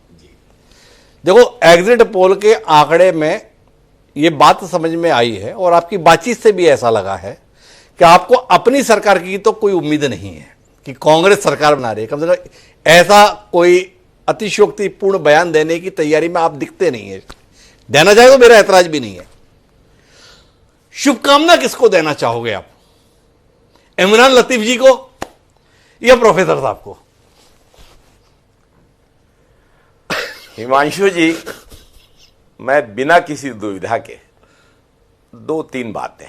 अरे पहले तो मेरे सवाल पर आओ। मैं आपके प्रश्न पे बाद में आऊंगा, क्योंकि हम पे जो आम आदमी पार्टी के बहुत सज्जन प्रवक्ता हैं, मुझसे भी ज्यादा सज्जन, उन्होंने भाजपा का आनुषंगिक संगठन होने का आरोप लगाया। उत्तर देने की अनुमति कम से कम मुझे दे दीजिए। हम भाजपा का आनुषंगिक संगठन कैसे थे? आप थे जिन्होंने भ्रष्टाचार के खिलाफ राजनीति पे अपनी पार्टी की नींव रखी और आपकी पार्टी भ्रष्टाचार के आरोपों से घिरी। आप थे जिन्होंने बड़ी बड़ी बातें की, यमुना में जहर फैलाने की बातें की, ऐसी बेतुकी बातें की। आपने भाजपा के आनुषंगिक संगठन की तरह काम किया है। माननीय आम आदमी पार्टी के प्रवक्ता जी, आपने मदद की है भारतीय जनता पार्टी की अपने पार्टी की हरकतों से। जब आपकी ये हरकतें नहीं देखी गई, तब कांग्रेस को मैदान में उतरना पड़ा। जीत या हार की बात मैं नहीं करूंगा, लेकिन मैं इतना जरूर कहूंगा कि कांग्रेस ने इन चुनावों को पूरी ताकत से लड़ा है और अजय माकन जी ने बार बार आम आदमी पार्टी के दोहरे रवैये को बेनकाब किया है और ये अजय माकन जी जैसे नेता के नेतृत्व के परिणाम स्वरूप ही हमने आम आदमी पार्टी से अलग होने का फैसला लिया। इस बात को मैं ऑन रिकॉर्ड लाना चाहूंगा और मैं ऑन रिकॉर्ड इस बात को सिद्ध करेगा कि हमारा फैसला, और मैं ऑन रिकॉर्ड इस बात को लाना चाहूंगा कि उन्हीं अजय माकन की प्रेस कॉन्फ्रेंस को कांग्रेस हाईकमान ने निरस्त करा दिया। इसके संदर्भ में शैलेश नितिन द्विवेदी आपको कुछ कहना होगा क्या? निश्चित रूप से थोड़ा सा समय हम ले रहे हैं, लेकिन हम इस बात को बड़े दावे के साथ कह रहे हैं कि दिल्ली में अंततः भारतीय जनता पार्टी की तो एक पृष्ठभूमि रही है। मदन लाल खुराना, विजय कुमार मल्होत्रा जैसे नेता रहे हैं और इतने लंबे समय तक दिल्ली की जनता ने भाजपा से पीछा छुड़ाया। आप हम पर 3 हारों को लेकर सवाल कर रहे हैं। मैं आपसे कह रहा हूं कि हम भाजपा से जल्दी सत्ता में वापस आएंगे। 8 तारीख को आएंगे या 2030 में आएंगे। देखो, आपने अपनी सारी बात कह ली। इस सवाल का उत्तर दो, इस सवाल का उत्तर दे दो ना। अरे बस देखो, दोनों माननीय प्रवक्तागण साथ में जुड़े हुए हैं। प्रोफेसर वीरेंद्र सिंह जी भी आपकी और बड़ी उम्मीद भरी निगाहों से देख रहे हैं और इमरान जी की भी मुस्कुराहट देखो, कितना रीच जाने का मन कर रहा है। किसको शुभकामनाएं देना चाहते हो 8 तारीख के लिए? मैं दिल्ली की जनता को शुभकामनाएं देना चाहता हूं और एक बात बस और ऑन रिकॉर्ड कहना चाहता हूं। आप विश्वसनीयता पे बात कर रहे थे। भाजपा प्रवक्ता ने कहा ना कि विश्वसनीयता, ईवीएम की विश्वसनीयता पर 8 तारीख को सवाल मत उठाइएगा। 8 तारीख को एग्जिट पोल की विश्वसनीयता पे भी सवाल उठेंगे और ईवीएम की विश्वसनीयता पर विपक्ष के सवाल कायम थे, हैं और कायम रहेंगे। बड़ा अजीब सी बात है। इमरान लतीफ को शुभकामनाएं भी नहीं देना चाहते हैं और शैलेश नितिन त्रिवेदी जी 8 तारीख को एग्जिट पोल की विश्वसनीयता पर सवाल भी खड़ा करना चाहते हैं। दोनों चीजें कैसे हो सकती हैं? द्वंद्व है शैलेश जी का। कांग्रेस आजकल ऐसे ही द्वंद्व के साथ गुजर रही है उम्मीद करते हैं कि कांग्रेस किसी दिन द्वंद्व से उभरेगी तो अपने खोए हुए दिनों को भी वापस पाएगी। बहरहाल महत्वपूर्ण बात इतनी है कि एग्जिट पोल ने दिल्ली में बदलाव जताया है, पर एग्जिट पोल क्या देंगे इसके संदर्भ में तो हमें इंतजार ही करना चाहिए। तो मेरी शुभकामनाएं प्रोफेसर वीरेंद्र जी को भी है, मेरी शुभकामनाएं इमरान लतीफ जी को भी है, उदार व्यक्ति हूं, मेरी शुभकामनाएं शैलेश नितिन त्रिवेदी जी को भी है। मैं और राजकुमार जी 8 तारीख का इंतजार करेंगे और इन शुभकामनाओं के साथ में आप सबको धन्यवाद देते हैं। कल फिर मिलते हैं। अभी मुझे दे दीजिए याद, समाचारों का सिलसिला जारी रहेगा एक ब्रेक के बाद।